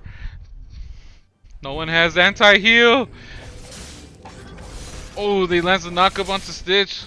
Stitch is actually just getting ran down with that cleaver red buff. Oh my god. What was that? That was such a prolonged fight that it ended up being like 4 for 4? 4 for... And... Oh, I don't know. Yeah, I mean, and Team Eloso there actually did not respect the Kane. I mean, Kane was fully capable of killing everybody there, and he, just showed it there. He was he was really strong, and that's the only member that was left out of that explosive fight. Team Eloso did use all their cooldowns, and they actually weren't in the position to fight there. And props to Darkblaze, he did clutch it, and we did get to see the soul be delayed even further. Yep, and it looks like they are making their way for Baron. Shaco boxes stopping everything. 0-11 though. Ooh, does stop the true damage from Hostile Avocado. Darkblaze is extremely low though. Needs to be careful. Oh, and Ziggs Bomb actually picks up the kill onto him. Unfortunately for him though, Shen goes down and Sivir goes down. Oh, but Ziggs did respond, has a triple kill. That Slayer has to run for his life. Acolyte as well. Oh, they couldn't salvage the Baron, though the Baron did reset. So Haymakers. actually, yeah, actually a pretty big mistake from Team Darkblaze. They were very split on the call there. I mean, some of them were trying to, what's it called? Zone. Yeah, trying to zone, and Darkblaze was alone hitting the Baron. He was, getting super low, and it was literally just only Heimerdinger and Kane. They weren't able to finish it off. Heimerdinger actually died to Baron as well, and Oh, Kane no. died to Ziggs. So, yeah, pretty big mistake. I mean, you're so glad you're able to deny Soul, and Baron is still up. So, I mean, not the end of the world, but you really don't want to see that after you make such a huge play to get yourself back into this game. Yeah. Momentum definitely shifts. The gold, though, is on the favor of Team Darkblaze still. Yeah, I mean, we saw it in that last Dragon fight. This team's very reliant on R cooldowns. As soon as those R's are down, how do they deal with someone like Darkblaze in the backline? He's just, he's just killing everybody. Yeah, I mean, Morello Namicon did get built by El Oso. 0-11.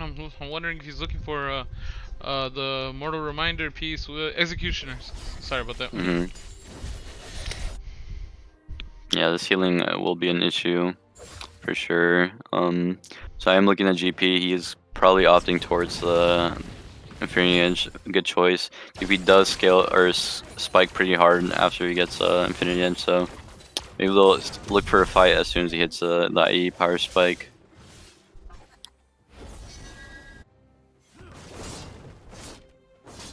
That's gonna be real nasty. Those barrels. Yeah.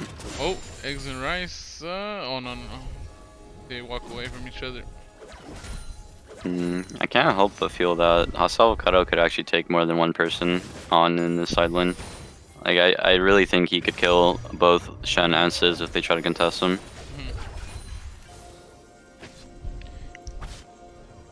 Needs to apply more pressure. It looks like he's kind of dancing back and forth. From really like shoving the wave. Darkblaze is there. But like you said, I think they should definitely take full advantage of Hostile Avocado's damage.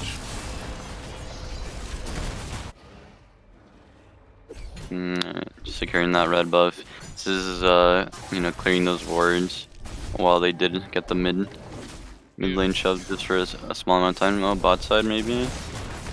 Ooh, eggs and rice doesn't fall for that barrel trick. Darkblaze was there. Death Slayer off to the ready. side. Oh no, clone. It was a clone. Mid lane. Oh, Stitch actually flashed taunts. Does get Acolyte. They keep going in. GP does let out the barrel. Sizz does not get the ultimate off. Stand United also comes out of Eggs and Rice, and that's 3 R's, and they do not get anybody. Yeah. Oh, 2 flashes. Yeah. This is gonna be before the soul fight. We did burn the Civ R, and they did burn Amumu R and Shen R, so lots of big cooldowns down.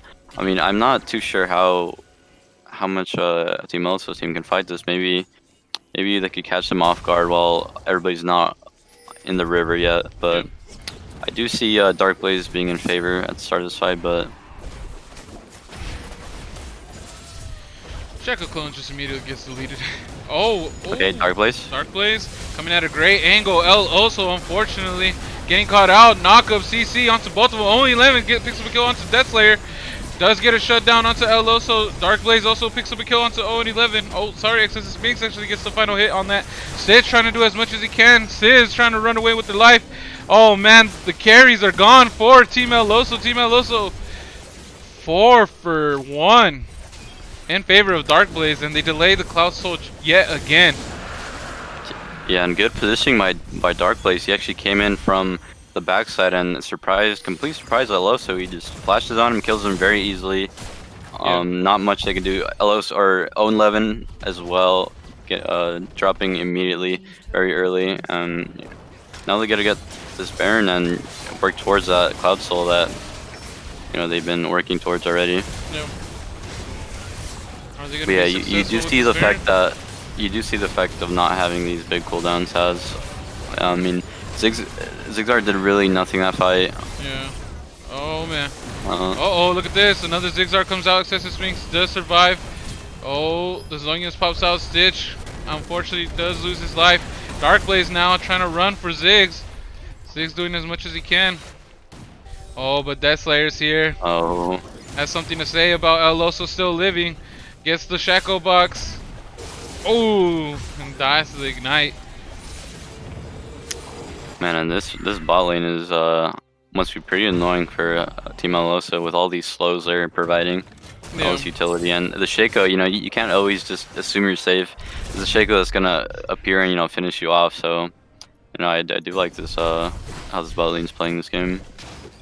Yeah, it's actually, as you were saying, what does Kane like really need? It's like someone to slow down and someone help prep what's it called, the enemy team, for them to get run down by just like a red Kane, and it's actually working really well.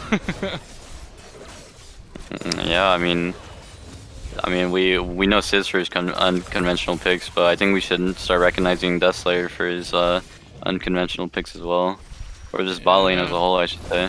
Yeah, this duo bot lane, I think.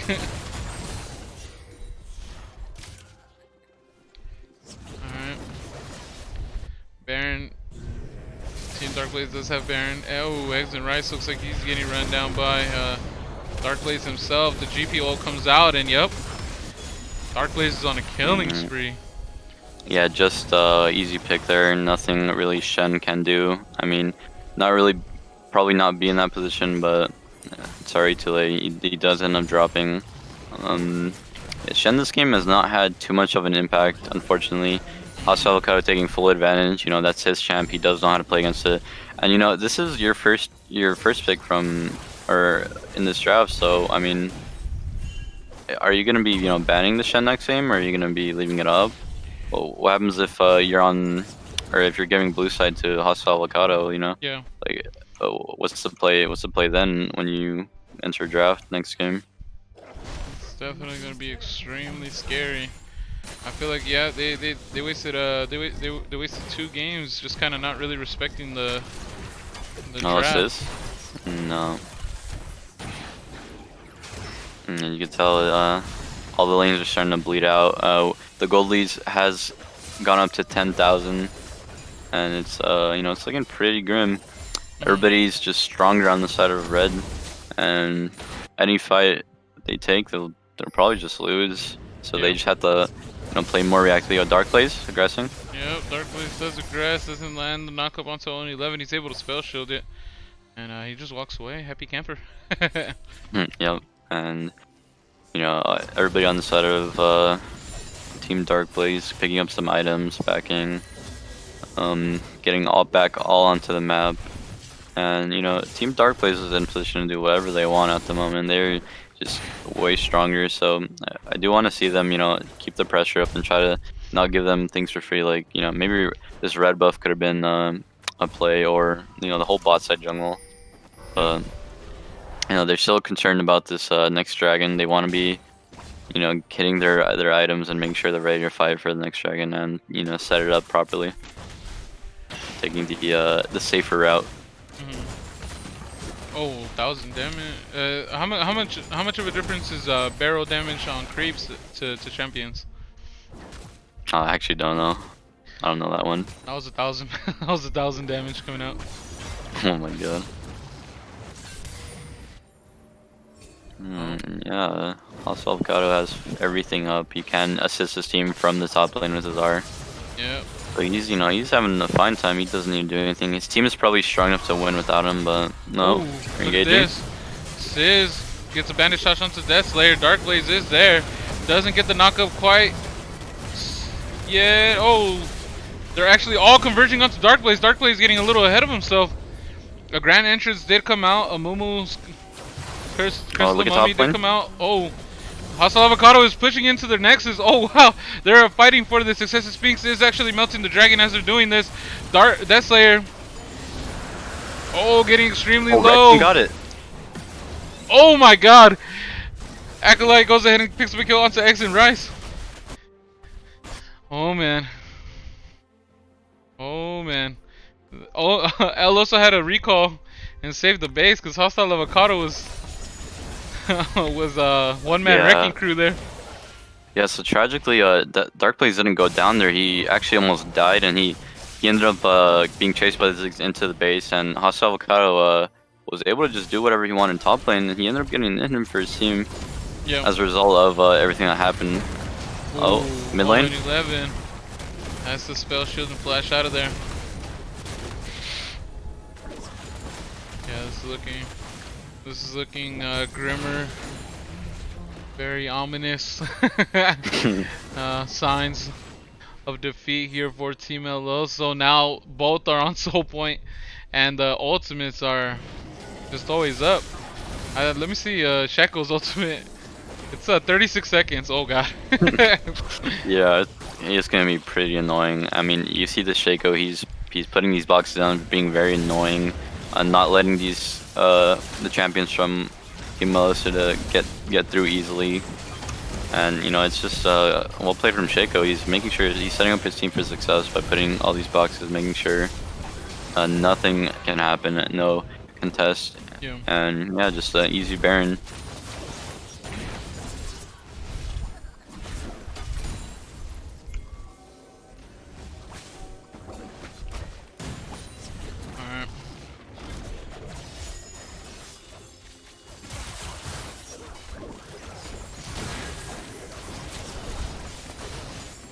Alright. Well, we do see the wave clear from Team Melissa coming in handy. The Ziggs and the Sivir. Pretty useful. I mean, Team Melissa has a slight advantage because they can, you know, wave clear very fast. Yeah. So maybe Darkblaze feels pressure to make a different sort of play instead of just trying to push and get a tower. Alright. Hostile pulling 2 people. Yeah. Exactly what you were saying. They're just kind of waiting. It almost looks like Team Elos is just waiting for one slip up of Team Darkblaze. So, I mean, good move from Darkblaze, escorting this next wave, making sure it crashes so we gotta pull one more person to him. And makes it a bit easier for the rest of the lanes to make a move. Bot lane's... Oh, Darkblaze? Sizz actually goes in with the bandage toss. Darkblaze able to run away. Bot lane does fall as a result of that. Mid turret as well. Mm-hmm. Oh man. Clean decision making. I bet the comms are pretty clear in this game. They know how to end, and they're not gonna let this game go the other way. Yeah, that's 3 inhibitors. That is 3 inhibitors that go down. Nope. And Shaco's just gonna throw his clone into them and Oh. just keep being annoying. Oh, Eloso actually had a flash. A barrel almost caught him. GP ultimate goes down. Oh, Acolyte ultimate does go in. Wow, 4-man ultimate. Curse of the Mummy. Also Grand Entrance able to CC them. Hostile Avocado trying to do as much as he can off on the side for the turrets. Wow, Darkblaze comes back with like 75% of his health. Sizz goes down. Oh, they get a kill onto Hostile. Oh, I mean, they get a taunt onto Hostile Avocado, but he's able to flash away. He also has oranges and he's K. I mean, they could still end. Yup. Oh, Stitch actually goes in. Taunts gets the knock up. Another taunt to follow up. The CC chain. Darkblaze surviving just to watch his team fall. That's a 4-for-1. That wombo combo is exactly what they were looking for all game, and they lost all 3 inhibitors for that perfect moment. And the momentum definitely slowed down, but I think it's still in the favor of Darkblaze because, yeah, like I said, 3 inhibitors. Yeah, and we literally get to see the full effect. I mean, that's just like that's the the combo that we got to see in the previous games, and Yeah. you know it's still very lethal as we saw. Ellis the one shot like almost 2 people with that, and yeah, big play. They do get all these super minions and more gold, so you know this is actually pretty good for Team Ellis. So they get lots of gold, so maybe the carries will actually be able to dish out more damage and more reliably as well. Yeah. Oh, that wombo combo was crazy. Yeah. 4-man Curse of the, is it called Curse of the Mummy? Here, let me see. I think so. Yep, Curse of the Sad Mummy. Sad Mummy. Don't forget the emotion, you know what I mean? Yep. And yeah, just they cannot contest this. This will be sold for red side. Oh, man. That Slayer Shackle clone just gets deleted, but little do they know it's back up already.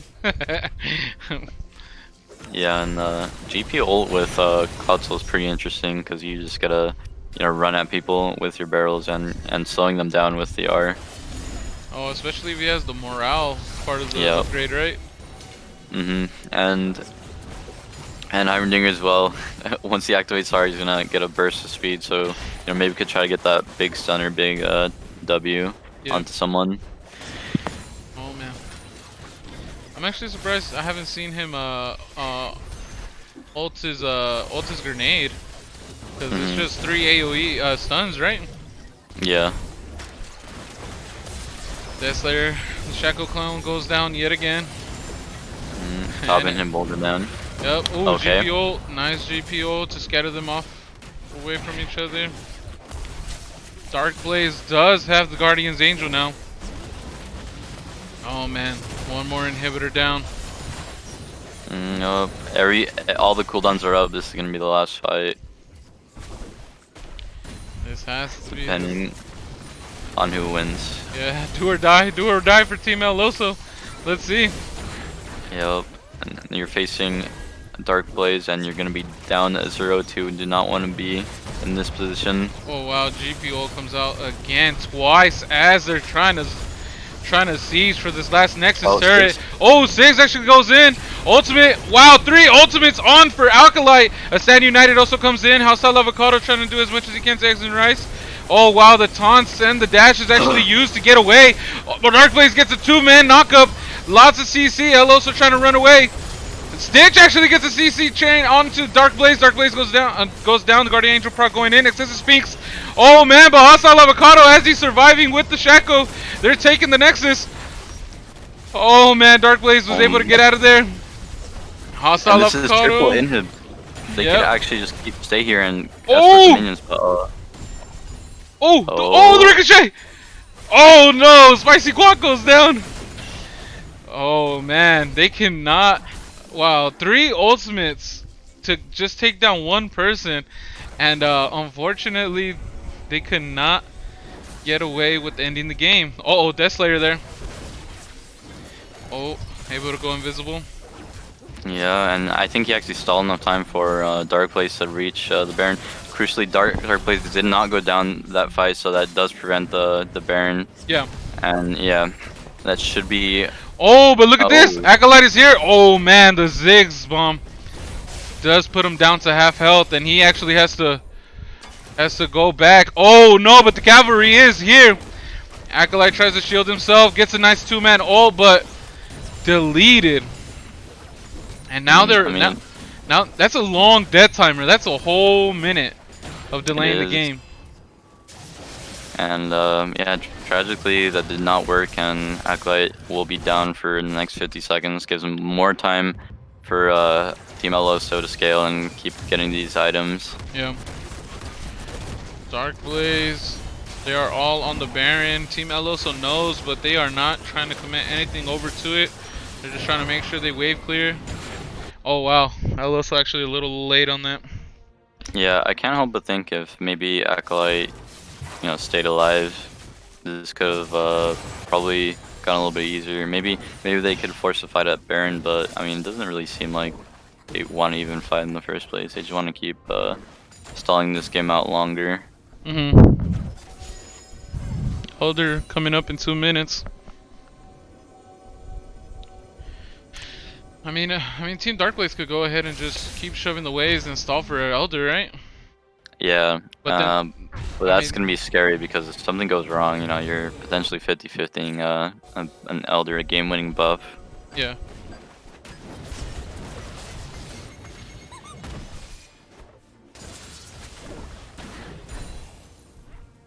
Death Slayer just playing mind games with them.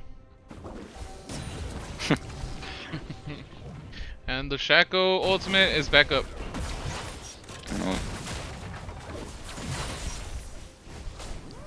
Hostile Avocado forcing his way to the inhibitor. The cannon just slowly picking away at it.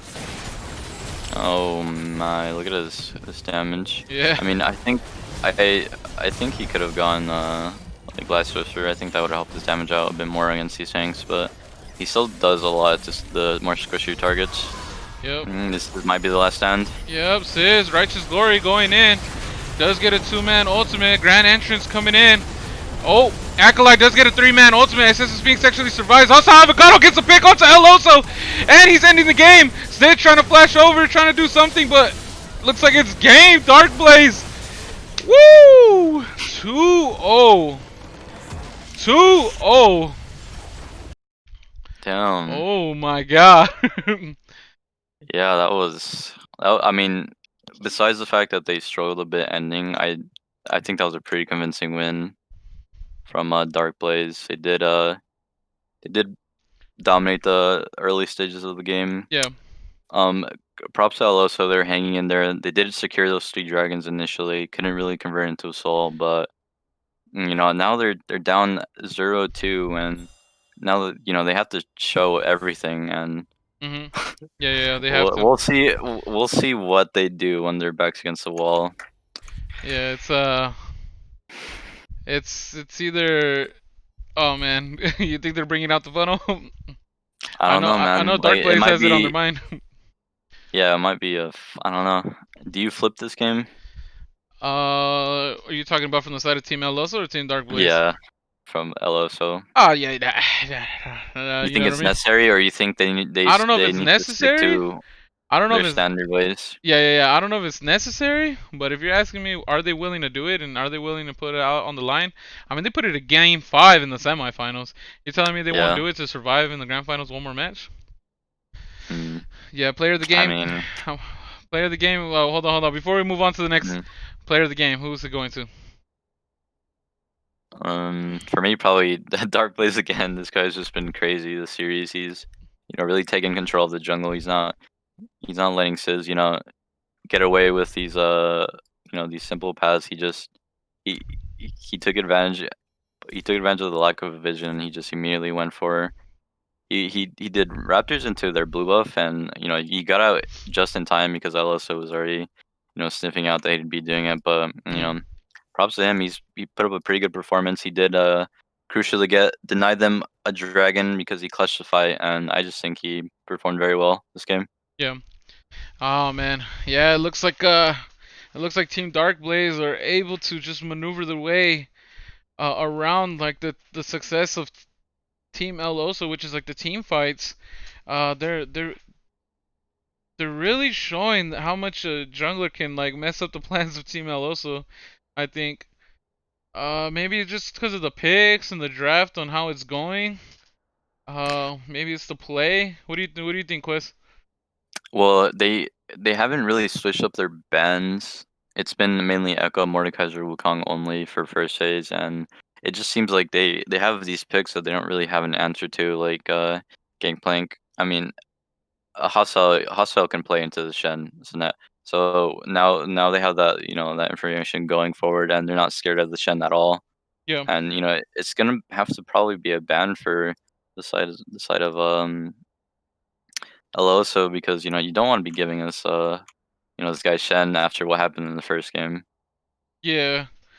S- You ban out the I think Shen. it's just very tricky to draft against this team, just because Yeah. you don't know which player will pop off on their Uh, champs.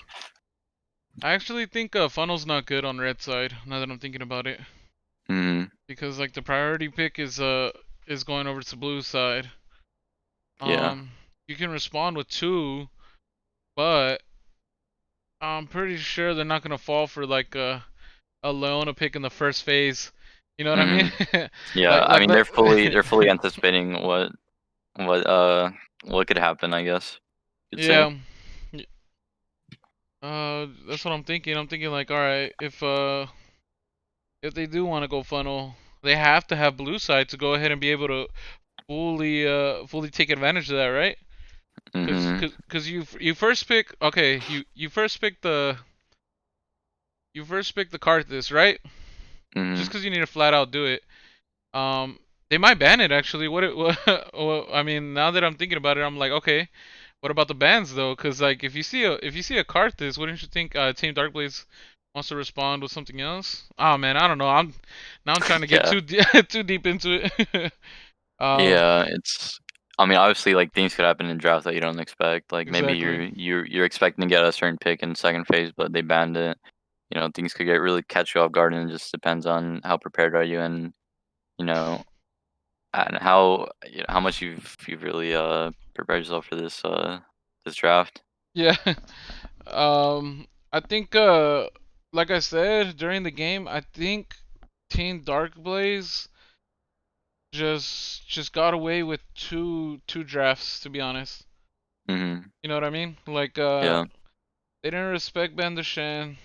Hasa Avocado, he's a good enough player to understand what he needs to do, like you said during the game as well. Hasa Avocado knows exactly what he needs to do up against the Shen, like that's his bread and butter, you know? Mhm. He's gonna pull out a pocket pick GP. GP naturally gives Shen a hard time, so that's already putting eggs and rice in a whole another level of difficult situation. Acolyte having the freedom because Dark Blaze he's actually rotating over a lot Mhm. smoother, a lot better than Sizz, you know? Yeah. And then Sizz unable to capitalize onto the top lane or bot lane. So it's kind of scary. It's kind of scary, you know what I mean? The way the series has been playing out, Yeah. Dark Blaze has been playing a better mid game than Team Eloso, and Team Eloso was kind of looking like that's what they're known for, you know? The jungle Yeah. the jungle mid synergy. Yeah, and it's a tough road for LSO. They have to, win the next game and the next two as well to, win the grand finals. And it starts right here. They have to, really make the right decisions and, get a proper draft that you're confident you can win on. Yeah. Oh man, this is definitely interesting. Just just like how I think the funnel worked on Team T4D, where Hmm. where Lunatic kind of got exposed, not really not really knowing who or what to engage on, what to really commit to against the funnel, because I'm pretty sure that's like the first funnel he's probably ever gone up against. um, yeah, that's that's in that same way. I feel like Darkblaze is kind of taking advantage of Sizz, you know? Yeah, Mm. for sure. I mean, what can Sis really do to answer? I mean, maybe have more defensive vision because I feel like something like that shouldn't be able to happen. Yeah. Maybe maybe get a ward on blue buff, make sure, or or even around the dot bush. I do Hmm. see junglers. They back in front of the bush, they put a ward down, and then they start sweeper just so they have that extra, safety and information. Maybe if we, a ward or two could have been a difference for Sis to not lose his first blue buff and Yeah. give it a free advantage for Dark Blaze. And I don't really expect Dark Blaze to change much of their bans. They have found what works for them, and they seem very comfortable in it. Yeah. And Well, here we'll we see go. if Pro draft Team is actually starting. Eloso, yeah, we'll see if Team Eloso wants to switch. They do give the respect ban Mhm. and ban the Shen. Mhm. So, yep, really respecting the Shen after the first game, and are acknowledging that uh Hostile Avocado does have an answer to it. So Yeah. we'll not be seeing it for this game at 3. Oriana actually banned. Okay. We do know L also has one of those in his pocket. Mm-hmm. And I've really been liking Acolyte on these control mages. I think he's been pretty effective. He's been neutralizing LO, so not really giving him too much to work with in lane alone. Yeah. In an isolated matchup. All right. So they So got Mord is open. yeah, That's and what's then different. also I was gonna say Acolyte has all the freedom. I mean Oriana did get banned, but he has two other comfort champs, Anivia being one. Hmm. Oh, And I think oh, is this for support again? Interesting. This they probably first will. picked the Maokai. I think they might have thrown the draft just with that.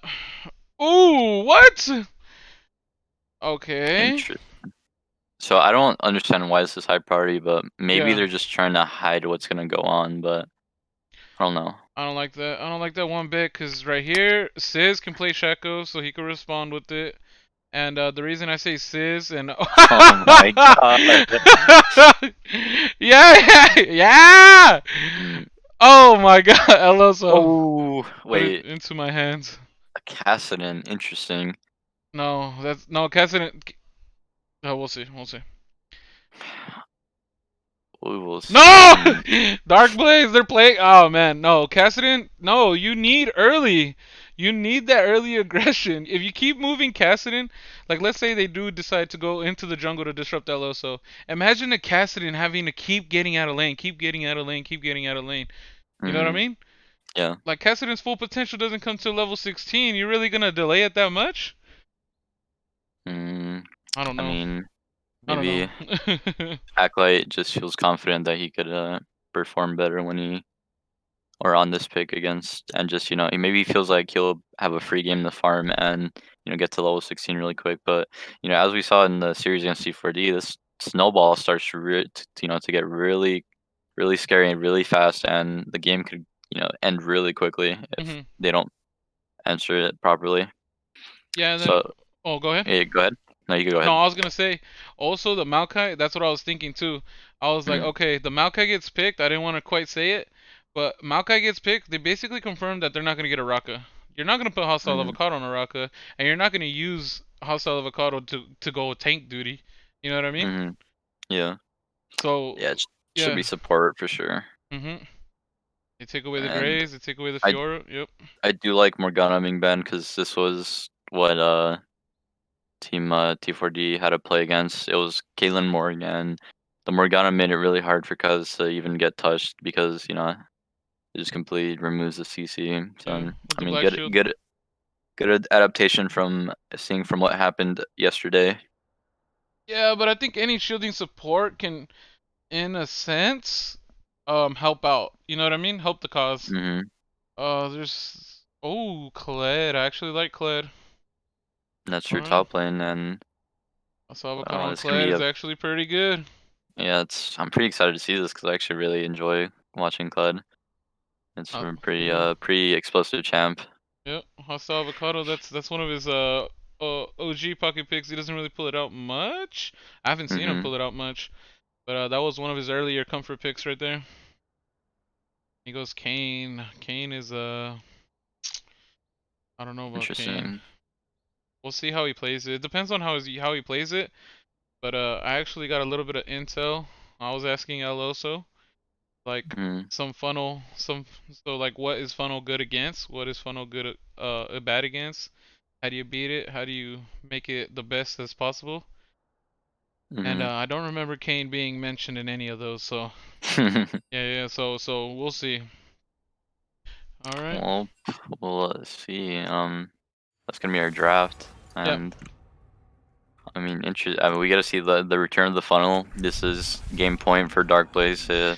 I also think Yeah. this is the highest success rate draft for this game, and yeah, we'll see if we get to see a repeat of yesterday's game 5, or maybe Darkblaze can figure out how to beat this funnel. Yeah. Oh man. Here we go. Here we go. The funnel. How you feeling about it, Quest? How you feeling about it? I mean, I'm just curious to see how Darkblaze will deal with it, because yeah, Team T4D was not able to find an answer at all, and maybe they've been trying to figure or brainstorm ways or just figure out how to be funnel, because I personally don't even know how to be funnel when I get into a solo queue game against it. So Really? I mean, what I was told is you just late invade, but even then it's Yeah. pretty hard. Well, when I mean funnel, I mean like the absolute best funnelers, which are E and Tarek. So Mm. still really Okay. haven't figured out how to beat them, but you know I'm sure there's Yeah. ways to work around this cardless funnel for sure. Yeah, most definitely. And one thing. Well, yeah. I don't know. I don't know. I almost don't want to talk too much about the funnel thing. Hmm. I want to see it play out. I want to see what Darkblaze has. I don't want to accidentally give some intel on it. So I'll just Hmm. keep it at that. But this top lane matchup has kind of been a factor. You know what I mean? Mm, The unorthodox picks and just kind of like the annoying type of playstyle that Excessive Sphinx and Death Slayer have. They yeah, they they just like kind of help their team confirm things. You know what I mean? yeah. I really enjoy watching this team play. Just yeah, because I mean, we did see the Shaco last game. The Shaco was doing a lot of really annoying things, and Yeah. actually doing some damage, and he was actually quite useful because he did bring a GLP. Yeah. The double glacial bot. Yeah. Yeah.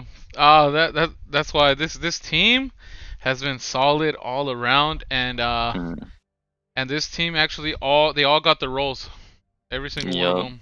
Captain, jungle main. Hostile Avocado, top main. Acolyte, mid main. Excessive Sphinx, ADC main, and a Death Slayer, support main.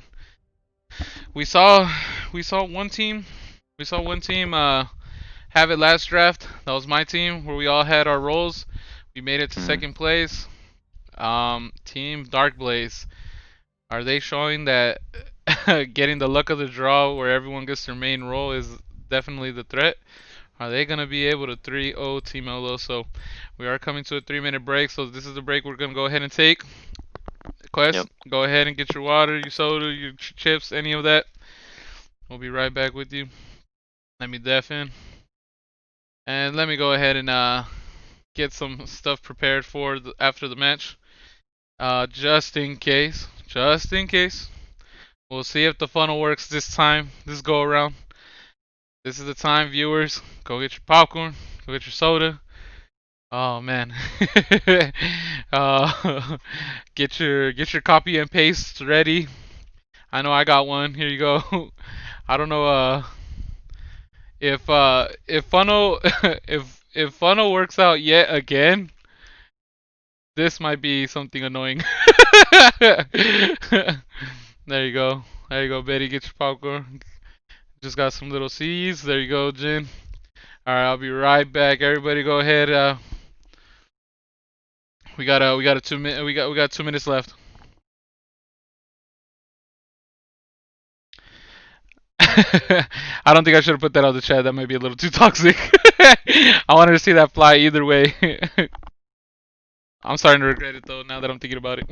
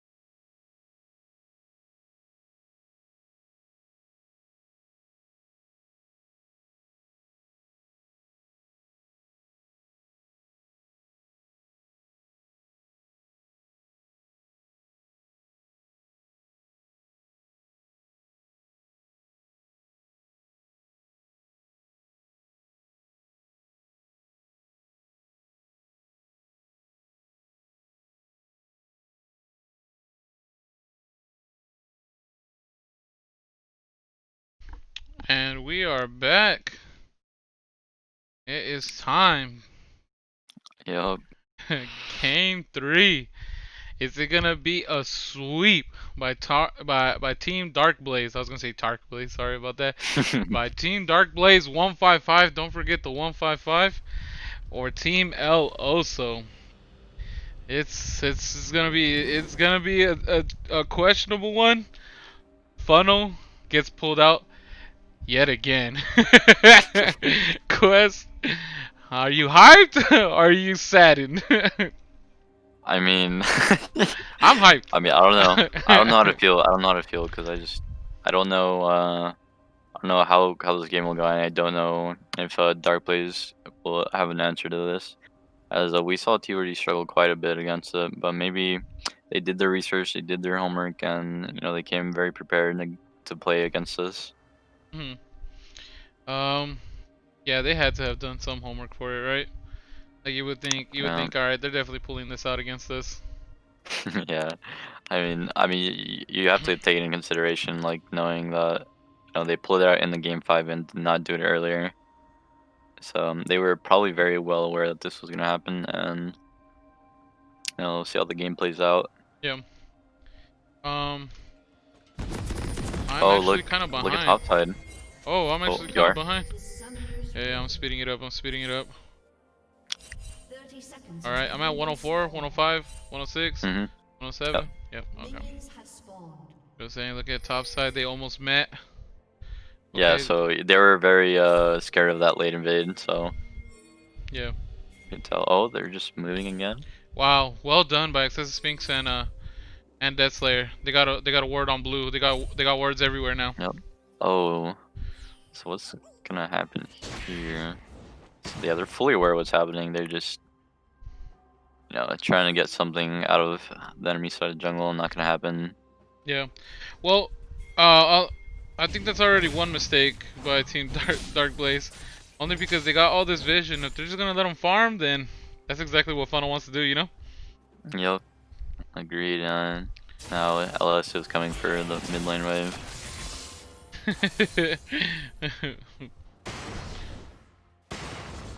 Nope.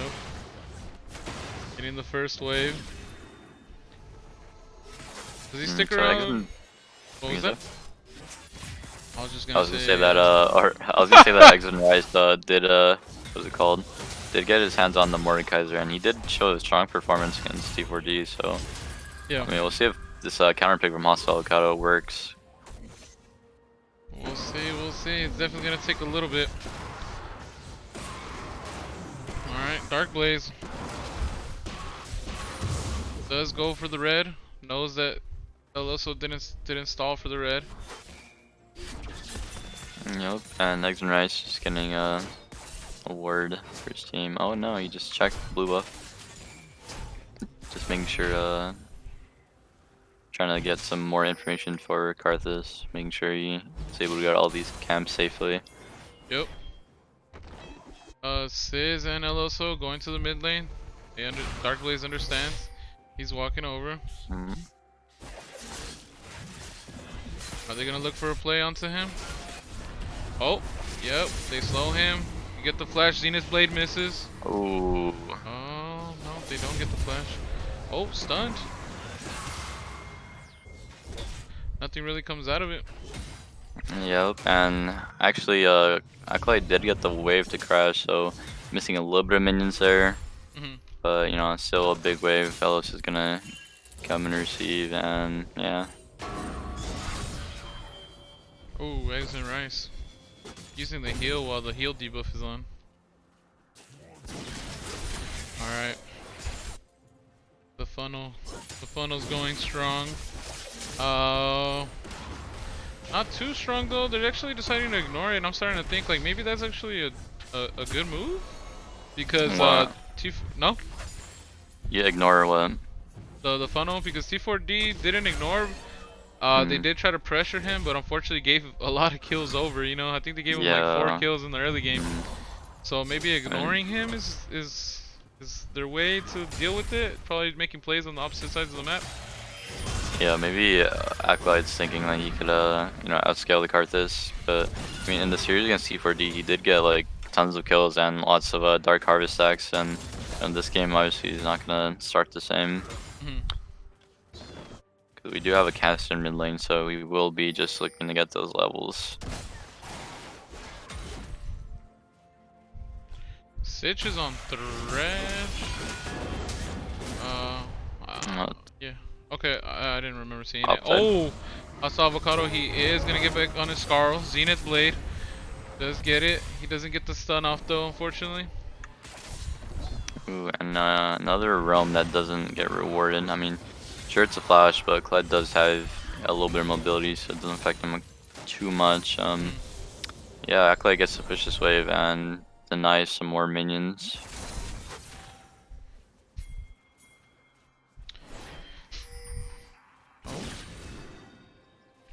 Darkblaze trying to get aggressive here. I mean, we could see a top lane dive because I think Mordekaiser's at that diveable HP. And what is it called? Kled? Yeah, Kled. It's pretty good at diving just because you could switch aggro with your whenever you get dismounted. And yeah, he's actually in a pretty diveable spot right now. Ooh, yep, and the power Q doesn't go through. Wow, and Darkblaze flashes to Yeah, get the first well blood. played. Uh-oh. They recognize the opportunity and immediately capitalize on it. That should be TP from Eggs and Rice, and Karthus is coming up here to try to salvage the wave. No, it'd be kind of bad to not give that to your top laner. Yeah, Stitch. And Owen 11 actually getting mad aggressive in the bot lane. Stitch, I think, took a tower shot though, getting extremely low. Alright. So it looks like the bot lane of Team Eloso is having their way a little bit. Yeah, and I mean, Acolyte's already about a level and a half ahead of Eloso. So, I mean, Eloso's trying to roam and look for these plays, but not able to find much success, and it's gonna cost him a little bit as he's missing some minions in mid lane. But you know, maybe potentially that's just better than opting into fighting him and giving him those stacks. Yeah, and I'm starting to understand why they went Kassadin now. So it's yeah, they're just gonna ignore and then let Kassadin just completely scale off of mid, like how you were kind of mentioning. Yeah. Yeah, and you could see they're just not interested in fighting the Karthus at all. They Acolyte just immediately roams to bot lane. Does not, really want to fight the Karthus. Yeah. Rather help his team out. Yeah, but one thing that's scary here, Oh, they have to Hawkside. go for this Infernal. Sizz does stop Darkblaze. But Sizz gets extremely low. Excessive Spin gets a great angle onto Eloso. Eloso laying wait. Sizz picks up a kill onto Death Slayer. Oh wow, Ekalate picks up a double kill. Owen 11 getting extremely low. Wow, and a triple kill for the Kassadin. That's gonna definitely help out the scale. Yeah, and a huge triple kill for Acolyte there. He actually gets so much out of that, so much value from that roam, and Yeah. actually denying the dragon and killing Eloso. That's more time he's not farming, more time he's not going to be scaling. This funnel is going to start to crumble if he's not able to keep up with Kassadin. Yeah, that's oh man, I'm starting to eat my words. I'm starting to understand what they were trying to do. Oh, Darkblaze. Oh, man, a shutdown goes over to the funnel. It's okay. They still have a very, very scary looking Kassadin now. 3-0 had the Tier of Goddess. Yeah, now I understand what they were trying to do, and it's working out. Yeah, and while all that's happening, top lane gets an isolated matchup, and you know what that means? Hostile Avocado gets, some one-on-one time with Eggs and Rice, and as we already see the XP leads growing. He does have pressure, so he's able to get this red buff for free, and not much chance for Mordekaiser. He's falling really behind, and oh, look at this, Hostile Avocado might have got caught out for his aggressiveness. He does get the scar. No, he doesn't mount right back. The Solar Flare stops him. Darkblaze going in. Eloso actually smites to go ahead and get some heal off. Wow, Exit Rice gets the ultimate. Darkblaze is in the Shadow Realm and does die. Ash Arrow from downtown misses everybody though. Acolyte, he does have the Rift Walk to step on out of there. And yeah, it looks like Rift Herald is the consolation prize for a win on Team Eloso. Yeah, and Hostile Avocado did get a little bit greedy. He did not have enough time to take that whole red buff, and the quick rotation Stitch even coming to help, and yeah, good punish from the side of Eloso. Now it seems to me that Karthus is doing just fine right now. He's same level. Actually, Acolyte's still pretty ahead of him. He's about a level ahead of him, but you know, still not bad to take all these kills, and you know, more stacks make the R even deadlier. How many Darks Harvest stacks? Only three. Okay, so they are keeping the Karthus a little bit at bay. Yep. We seek some sort of invade here. Looks like they got 3 men on the bot side. Darkblaze is look at this actually going maneuver. for 0-11. They might. Oh, I actually like this a lot. Oh wow, they're going mid. Oh wow, while the bot lane 0-11 actually gets the short end of the stick. Darkblaze picks up a kill there, and Acolyte's actually able to walk right away. The timing was just so good there. That was actually crazy. Darkblaze did not even walk towards this Raptor, so and also Stitch ended up following Karthus and Leona through the jungle and left his ADC alone, and not accomplishing much in the process. But you know, good on Darkblaze to see the opportunity and you know really capitalize on it, and it does end up with the kill on the Caitlyn lane. Really good. Look at this, hostile avocado getting engaged on. Unstoppable, but Stitch does land the hook to go ahead and go further in. Oh, ultimate death sentence to slow him, but I think they committed a little too much for it. And again, Fox. Sizz continuing to stay up here, not getting anything, no value, and he's gonna start falling behind an XP. Yep. Oh, Eggs and Rice in a little bit of sticky situation. Does get out of there. Acolyte though, looking to capitalize onto something with Darkblaze. 2 people Yeah, who this can walk over Thresh walls. is not gonna be recalling anytime soon. Oh, he went And- blue cane, and he deleted Stitch. Eggs and Rice goes down too to a roaming Acolyte. Whoa. So really unfortunate for Sizz. Yeah, look at this here in the bot lane. 0-11 gets capitalized off of as well. Just plays all around, just ignoring the funnel. Solar Flare does slow down Darkblaze, and that's gonna be a dangerous thing about the blue cane. Very squishy. He goes down to Eloso. Yeah, and unfortunately, 0-11 does not have his support, so he will be going down once again, even falling further behind. Only has 3 plates left on his tower. I don't agree with the roaming right now because it's not really accomplishing much. I mean, almost able to get Kled, but Kled's typically a safe champ, so very hard to gank. A low success rate play, and you know it is costing me. He's falling behind an XP, and this AD carry has died twice, isn't it? As an effect of the roaming. Oh man. Ocean drag popping up. Team Eloso looking to hard capitalize onto it. Stitch is extremely squishy, only has mobility boots. Yep. Oh wow, 2 TPs coming in. Both Eggs and Rice and Hostile Avocado. Oh wow, blue team does get it, Team Darkblaze. Oh man, Eloso gets deleted by Hostile Avocado. Stitch trying to do as much to peel away Acolyte. Eggs and Rice unfortunately goes down. The Requiem comes out, but it doesn't get anybody. Just added damage for nothing. Oh, Acolyte does go down, gets a shutdown over to 0-11. Oh man, and Darkblaze runs down Stitch and is able to pick up a kill. That's a 5. That's Ace for Yeah, 1. and Acolyte actually just took over the backline. Nothing they could do. I mean, Yeah. what answer do you have to this Cassidy? I mean, I don't even think Thresh was like helping his backline there, but I mean, a good try.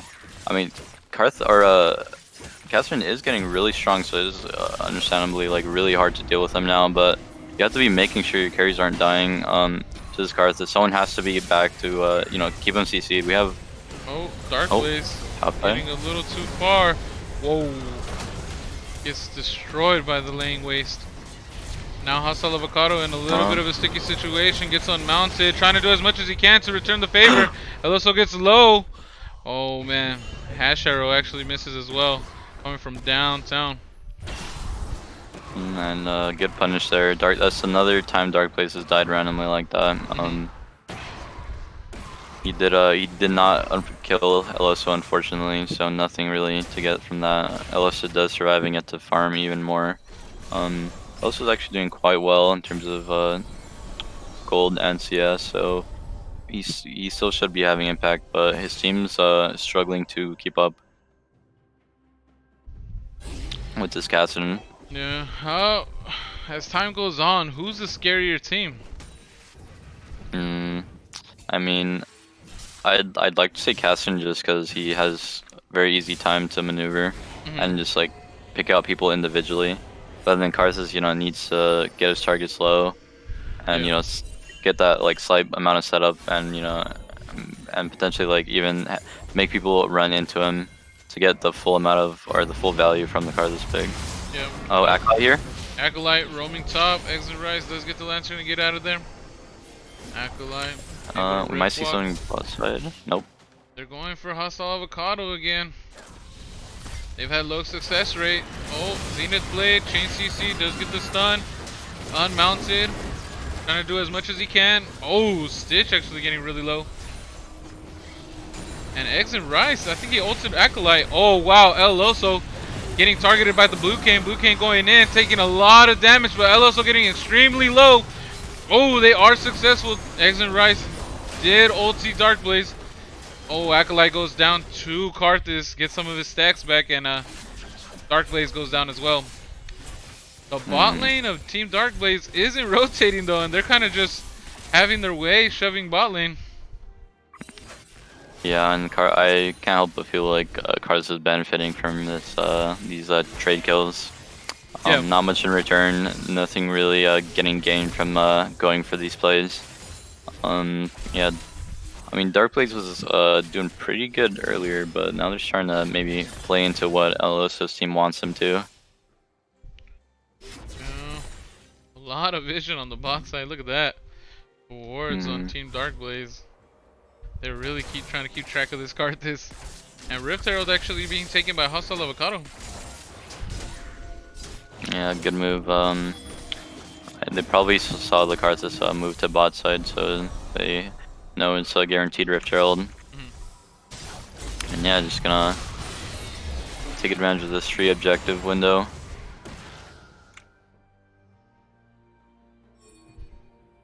Team Darkblaze having a lot more success against this funnel than Team T4D did.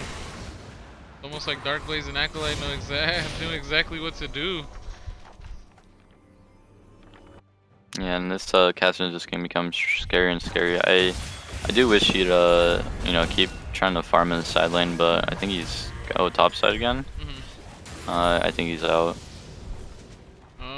Yeah, Acolyte's actually been lacking a little bit in the CS department, and I feel like he could be getting a lot more like resources just because he got a pretty big lead early on. But that doesn't take away that he's still a pretty strong threat on the side of Darkblaze for sure. Yep. Team Darkblaze has prio over the dragon, Mountain Drag, Mountain Soul for the game, and this is actually Soul Point if they're able to get it. That's 3 drags, making it that much more difficult for Team Eloso. That's Slayer trying to slow them down. Yep. Maokai ultimate already comes out. Stitch does try to flail Death Slayer into the backline. Death Slayer is alone. His team is focusing on the dragon. They are able to pick it up.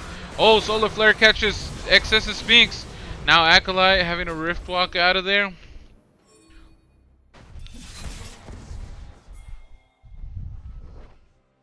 Oh wow, they're actually still roaming for Darkblaze. Unsuccessful though. He's able to outmaneuver everybody. Yeah, and you could just see Team Eloso just moving like a unit, and they're all just sticking together, moving together, and making sure, taking advantage of this numbers advantage, and yeah, they don't want to not group against something like a Cassidon. Yeah, and Acolyte is on their sides. Zenith Blade did miss. Darkblaze there. Oh wow. Yeah, and you can just tell they really want to just fight, and nothing really able to happen. Good movement, good escapes there. Not really entertaining the idea. While Hostile Avocado is, hitting this top tower as a result.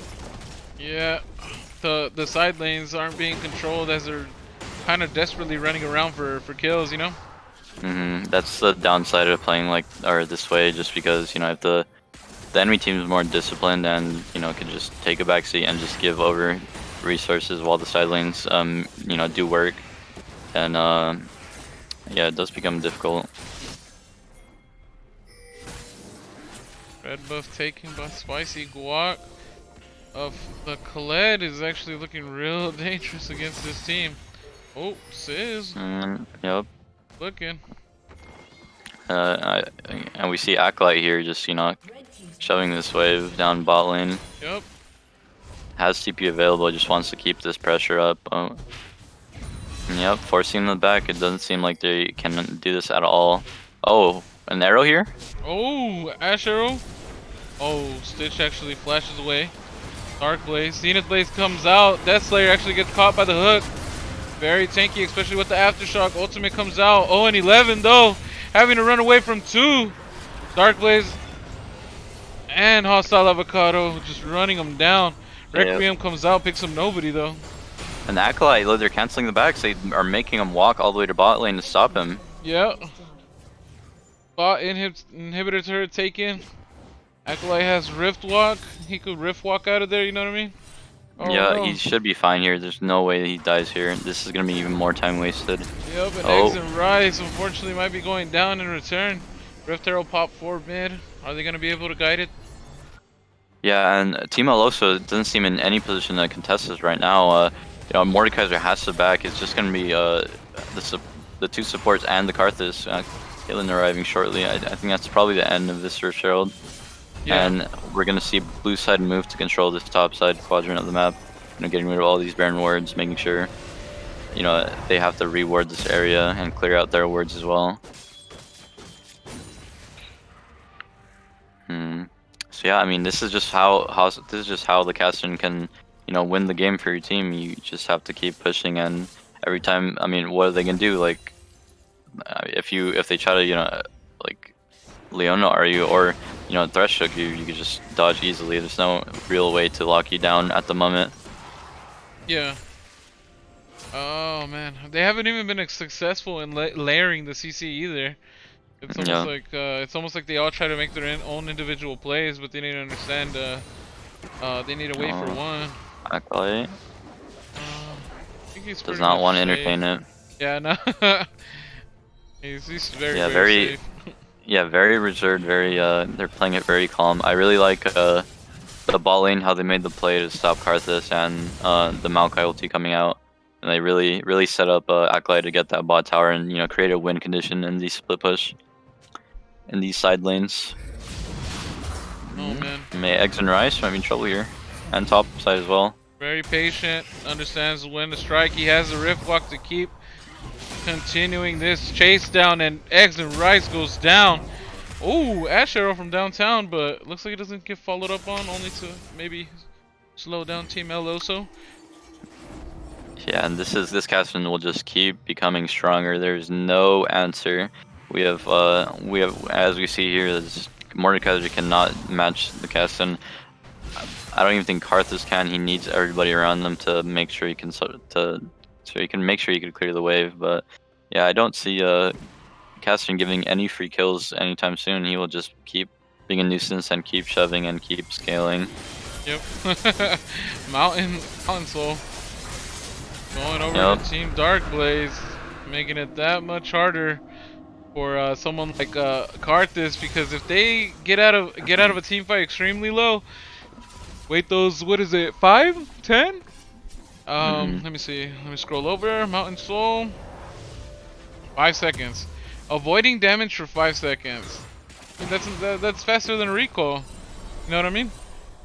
You get out of a team fight, that Mountain Shield regenerates, R comes out, you're that much safer from it. Yep, So, makes Karthus' job even harder, so very unfortunate. Not able to get the snowball rolling as hard. He's not the most fed person in the game, unfortunately, so Ellis is going to have quite a hard time in this game. Yep. And blue buff is denied, so even more bad news for Team Eloso, but Just trying to salvage as much farm as possible. Oh, look at this! Hostile Avocado activates ultimate onto Sizz. Darkblaze gets extremely tunnel visioned over for El Oso. Actually pays for it with his life. Oh no. Oh, wow, hostile avocado. Melting eggs and rice. Yeah, really knowing that he could just keep doing that.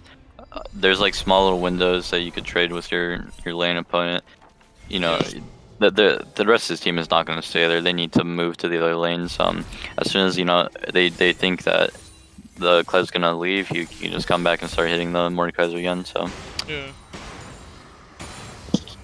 Looks like Hostile Avocado completely understands his picks. So he really is a band kind of guy. You can't pick with him. You can't take away his picks because then he knows exactly what to do. And I think what makes him such a great player is he has an answer to almost every top laner that you will see in the meta, and he's very confident as well. Oh, look at this! Hostile Avocado just getting all the R's. Ace in a hole. Also came out. El Oso trying to slowly mow him down. They actually do get him. Team Darkblaze, are they going to be able to capitalize anything? Oh, Darkblaze! Oh. Actually looked like he was going for El Oso. And yeah, they're getting a little antsy, but this Karthus or this Caston will be your win condition, and you should probably keep playing towards it. Yeah. Don't give the Karthus away back into the game for sure. He still has his R, so can't disrespect him too hard. Oh, Darkblaze really annoying them, like threatening that inhib, and as we see Acolytes already going in for the kill. Acolyte, no, doesn't quite get it. Top inhib is gonna go down. Wow, he goes in onto Owen 11. Owen 11 able to make it out. Acolyte though is getting back up from Hostile Avocado. Hostile Avocado doing as much as he can. Does activate the ultimate. He is unstoppable. The Requiem comes out of Karthus. No one down yet. Oh, Zenith Blade actually catches Hostile Avocado. Darkblaze from the side trying to slow him down. Wow. And look at mid lane. They're just gonna get the inhib for free. Oh man, is that 3 inhibitors again? Yeah, that's 3 inhibs, and you just feel like the pressure that Darkblaze is exerting. Like they're just getting pulled left and right across the map. Stitch just flashes to not achieve anything. I mean, yeah, it's looking for full desperation mode for Team El Oso. Yeah, they're all trying to make a play, but they're not all on the same page. This is looking extremely scary. Mountain Soul yet again. That's one thing I want to point out. They walk away from a team fight if El Oso hesitates on that R. But it looks like they've never been low enough for El Oso to finish him off with the Requiem anyways. Even with the death cap and the Magi. Yeah. It doesn't seem to be enough. Just we do see MR coming out from multiple members, so it's becoming more and more difficult to get these targets low that you need to, and since we have triple inhib, getting control for Baron will be so easy, and I really don't want to see Team El Oso try anything right now because they need to just be answering these waves and making sure they don't die, because any small hiccup can mean the game and grand finals as well. Yeah, oh man, this is Baron. This might be the final push. Last time they played Team Darkblaze, they did have their Nexus almost open.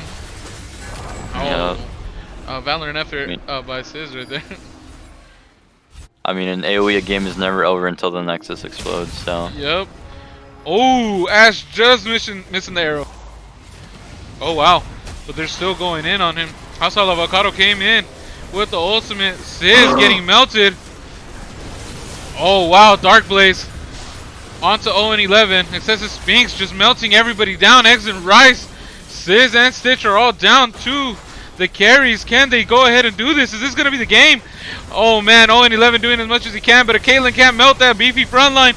Oh wow, this is a 3. Oh, by Team Darkblaze. Woo! And the student prevails and takes his team to a 3-0 against Team El Oso. So congratulations to Team Darkblaze. They really, put up a good performance. Really, really exciting games, and GG's. GG's Team Darkblaze. That this definitely was in my mind the hardest matchup for Team El Oso, only because as I kept on thinking about it, everyone knows exactly what El Oso wants. You know what I mean? Hmm. Everyone has played with it. Oh man. And kudos to Team Darkblaze nullifying the funnel. I was like I was scared. Yep. I was scared for Team Darkblaze, but it looks like they actually did have an answer. That is a 3-0 player of the game of game 3. Who do you think it is? I'm gonna have to give it an Acolyte on this Kassadin because I think he performed very well. You know, he set up a win condition for his team. Was very effective. He did get multiple solo kills in the side lane. Constantly pressuring. Making him feel like they have to answer him, and overall, just a very good performance from Acolyte. Yeah, 100%.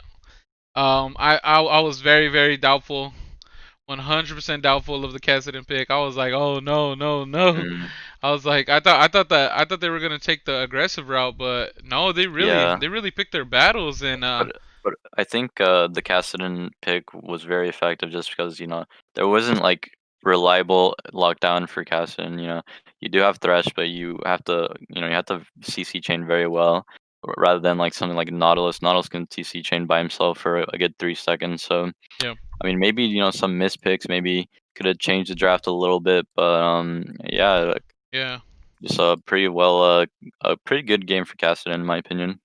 yeah. I actually thought um I actually thought that was weird when Thresh got picked up, but now that you're Hmm. saying it, yeah, Nautilus would have been way better, but Yeah, I mean, Thresh could work, but I don't think it's reliable enough.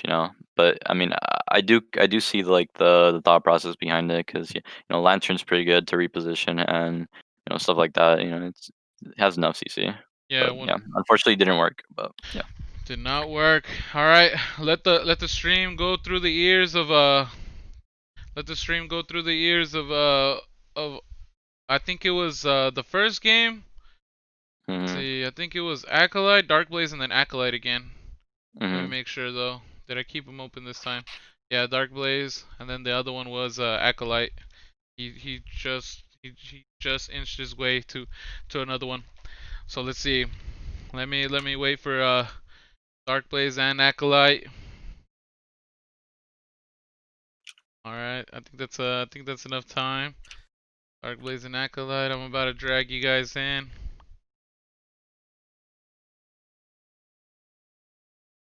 Like Vince, your calls were just on point. Oh, I already yo, switched you. Hello. Like, a little bit of Hello, hello, hello, hello. Hello, hello. people. Yes, All right, how we doing? How we doing, Sam? AKA Team, AKA Darkblaze, Bringetto, AKA Acolyte. How we doing? doing great, doing good, feeling good, hyped up. Glad we Yeah. won. I was wondering why I heard you guys like a couple of times. I thought they just pulled in Tim. I know. Oh, no, no, no. I was going to bring in both of you guys. Both of you guys won player of the game. Acolyte, you got two of them, game 1 and game 3. Darkblaze, you got game 2. And I want to apologize. I thought the Cassidy was not the pick. I was like, "Oh no." I was like, Hey, why would I you gotta do give a that?" shout out. I gotta give a shout out to Vince for that one because Vince, he was like, "Hey, they play Karthus. We're gonna put you on the cast and we're just gonna Yep. go." And when we saw that they picked the Mordekaiser, we ended up picking just someone that can 1v1, and then we just 1-3-1, and they just can't deal with my like mobility. Yeah. Yeah. I saw we saw Hostile Avocado evade so much. Kept pulling the pressure and then kept surviving with that ultimate. Uh, so that was I guess we kind of saw you also get away with the Rift Lux, but Hostile Avocado was getting a lot of attention in that last game, Mhm. and it worked out. It worked out 100%. What was so you guys were completely comfortable? You guys were completely calm when the funnel came out. What? What? I'm sorry. You guys were completely comfortable and completely calm when the funnel came out. Yeah, we were completely calm. We actually prepared for it. We're like, you know what? Okay, let's think about the funnel, their funnel. So it was Cartis and Leona. So we're like, okay, what's a way that we can take care of it? And then instantly Vince said Cassidon. I'm like, how come? He's like, because if, you know, if Kassadin just gets funneled, legit, Karthus just scales, and if we play champions around Kassadin where he's able to split, and then we're just able to like legit just keep the Karthus occupied, and then like like what Acolyte said here, he said he was just had so much mobility, he was able to split push the whole game, and basically get inhibs for us, and then after that we just started playing into Acolyte this whole game. It's really nice. Yeah, it was definitely sick. I think they didn't respect you guys' picks at all with that first game. They led through with the Shen. Did you in response? No. You first picked the Nivea, right? You before Uh, Lucian came out. no. Yeah.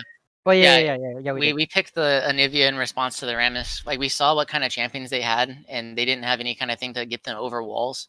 Yeah. Like Sivir, Mm. Morgana, Rammus. Like when they beat us the first game, it was because Rammus was just able to run right at us. Yeah. And like when we played them in the regular season, it was kind of a throw because we baited out the Oriana TP and we should have got off Baron, but we stayed on it. So we just kind of learned from our mistakes and just knew that we had to just zone them off and make them go, funnel them where we want them to go, and they had to play into us, and that's just what we did. Yeah, that was. Yeah, that you guys played super controlled. You guys were super patient.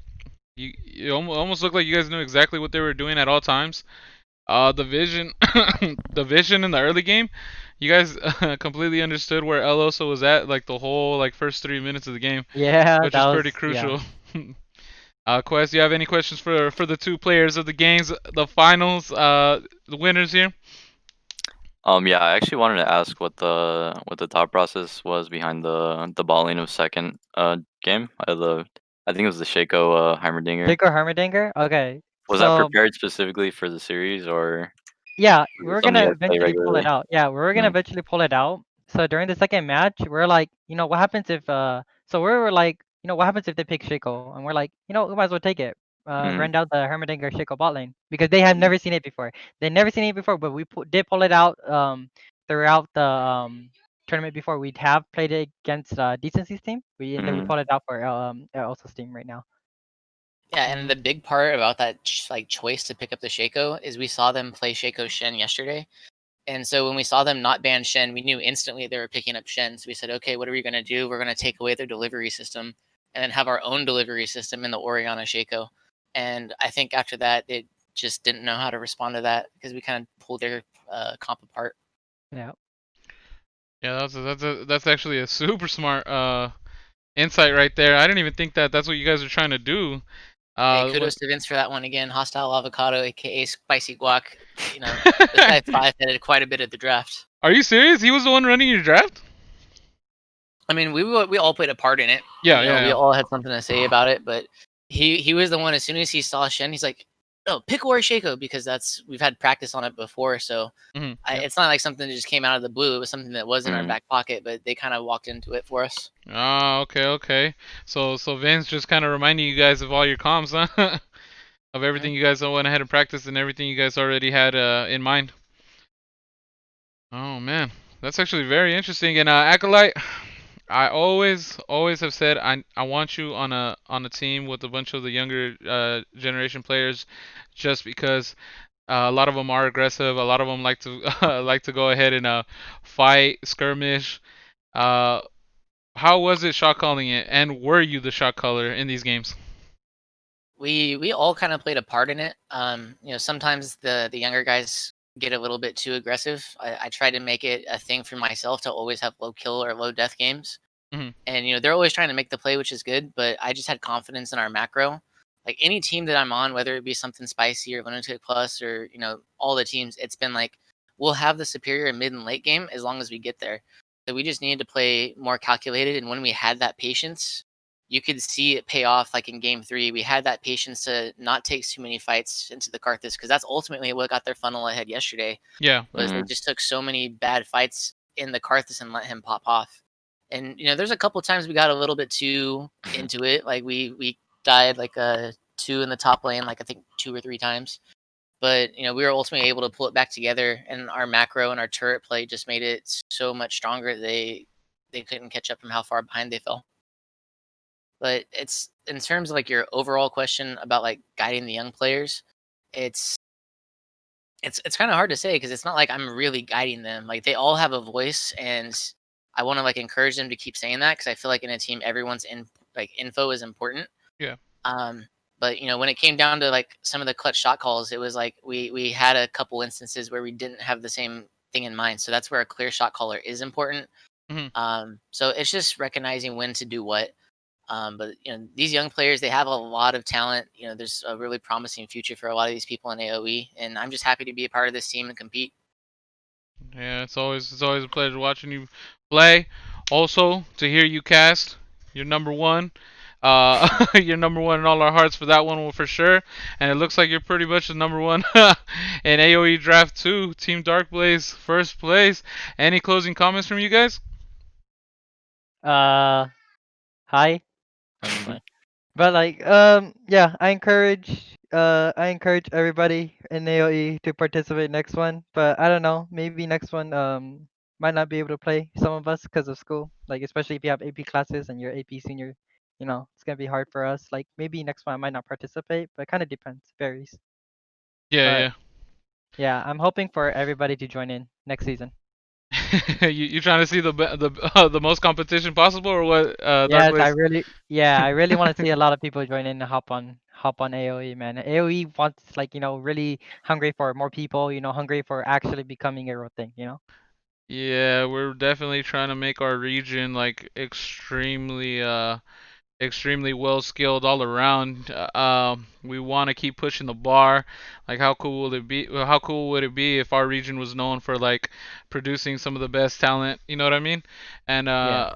even if you don't want to further in the game, you can definitely use it. I know a lot of colleges are coming out. You could definitely use it to go further in your future. Colleges are giving out scholarships and giving out a lot and giving a lot of help to people who are good in esports, not just this game of League of Legends. So might as well use it as another tool, you know? Yeah. All right, Acolyte, any closing comments? I just want to say whether like you finished last place in the draft or you finished second or third or whatever, it's a part of like the learning process. I've seen a lot of growth from a lot of people that are going in here. Like I've seen some people pick up stuff that's off meta because they think it's something that could help their team. Mhm. I was watching like if you think about El Oso, he's famous for his assassins. He wants to 1v1 people in the mid lane all the time, but I've really seen him grow into like a well-rounded player with his Oriana and like his Ziggs. He popped off on a couple of games through the regular season, Mhm. and I just like seeing that kind of growth in players. So I want them to keep an open mindset and know that like League of Legends is a team game. A few seasons ago, you could have one player pop off, but the rest of it is just focused on making sure that you have a well-rounded team, that everyone knows their role in the team, and just having it come together and make it explosive. That's what makes it such a fun game. Wow, yeah, great description of it. Acolyte could not expect less from you. Oh man, I don't know if we're gonna do pre-made teams or draft as of yet. I do think we have a scheduled draft, another draft, but we might put out a vote where draft and pre-made teams gets voted on to see what everyone else wants. Not too sure. Definitely look for the announcement for that. Acolyte, Darkblaze, thank you so much. I'll go ahead and leave you guys be so you can celebrate over with your Thank you. team, talk more Thank about you. it. Thank you. Congratulations. Yeah, Thanks, congrats. guys. Thank you. And thanks for those who watched the stream and supporting us. Thank you very much too. There you go. Darkblaze, man of the people. All right, later, The people. guys. All right, later. All right, time to close off the stream. AOE Draft 2 Finals. Team Darkblaze went ahead and got the victory here against the funnel. uh, wonderful showing. Team Darkblaze definitely showed that they were the juggernauts. They destroyed well, I don't Mhm. want to say destroyed, sorry about that, but 3-0. They swept the champions of last draft, you know. And Yep. now a team that looked extremely scary, they swept them Mhm. too. So it only proves that they're definitely number one all around. Mhm. Yeah, Um and a lot of pool 4 players and pool 3 players really showing up in this draft. Really looking forward to next draft. you know, maybe we'll see. Not now. A lot of the pool 4 players and pool 3 players really got to show their value, and you know, I'm glad to see that. Okay. Yeah, yeah. I'm sorry, I was saying okay, something else. But Mm. yeah, 100%. Ooh, man, I wish I had the answer. I'm trying to get the answer right now. I believe we are voting. I'm trying to see if Tom or Alan is gonna come onto the chat. Let me know. Oh, look, Tom is in here. Are we voting for draft or pre-made teams next season? Let me know about that. And we also have awards. Uh, no votes, just purely people signing up. Okay, so people are just gonna sign up, and we'll determine off of that, I believe. Also another thing too, we got some awards that we're gonna go ahead and do. We have most improved. We have MVP. MVP goes MVP of the AOE Draft 2 season. It's gonna go to the person who got the most player of the games. We don't have that calculated yet. But look for our post in that. We're gonna go ahead and of course post it on IG. Thank you, Betty, always running our Instagram. We are gonna post it. Thank you to all of our followers, the whole community. Look out for that. Quest, thank you so much for casting with me this season. How Mm. does it feel looking at the games from an outsider perspective? I mean, it's pretty cool. You got to see like everybody, you know, grow and everybody, you know, you got to see everybody's synergies, and it's pretty, you know, it's pretty. You know, I just enjoyed the whole experience. It was very fun and very exciting. Yeah, 100%. It's always fun for me seeing it on the seeing it from the outside as well. Big Boss Don, Mm. he couldn't be here for the finals, but 100% thank you to him as well. The Gooch Pooch, I see him in the chat right now. He just messaged. What's it called? Thank you for the stats as always, and yeah, that's pretty much it. AOE Draft 2. That concludes AOE Draft 2. Team Darkblaze 155. Don't forget the 155. Um, yeah, that's pretty much it. Thank you, everybody. Take care. Thank you to the community. Later.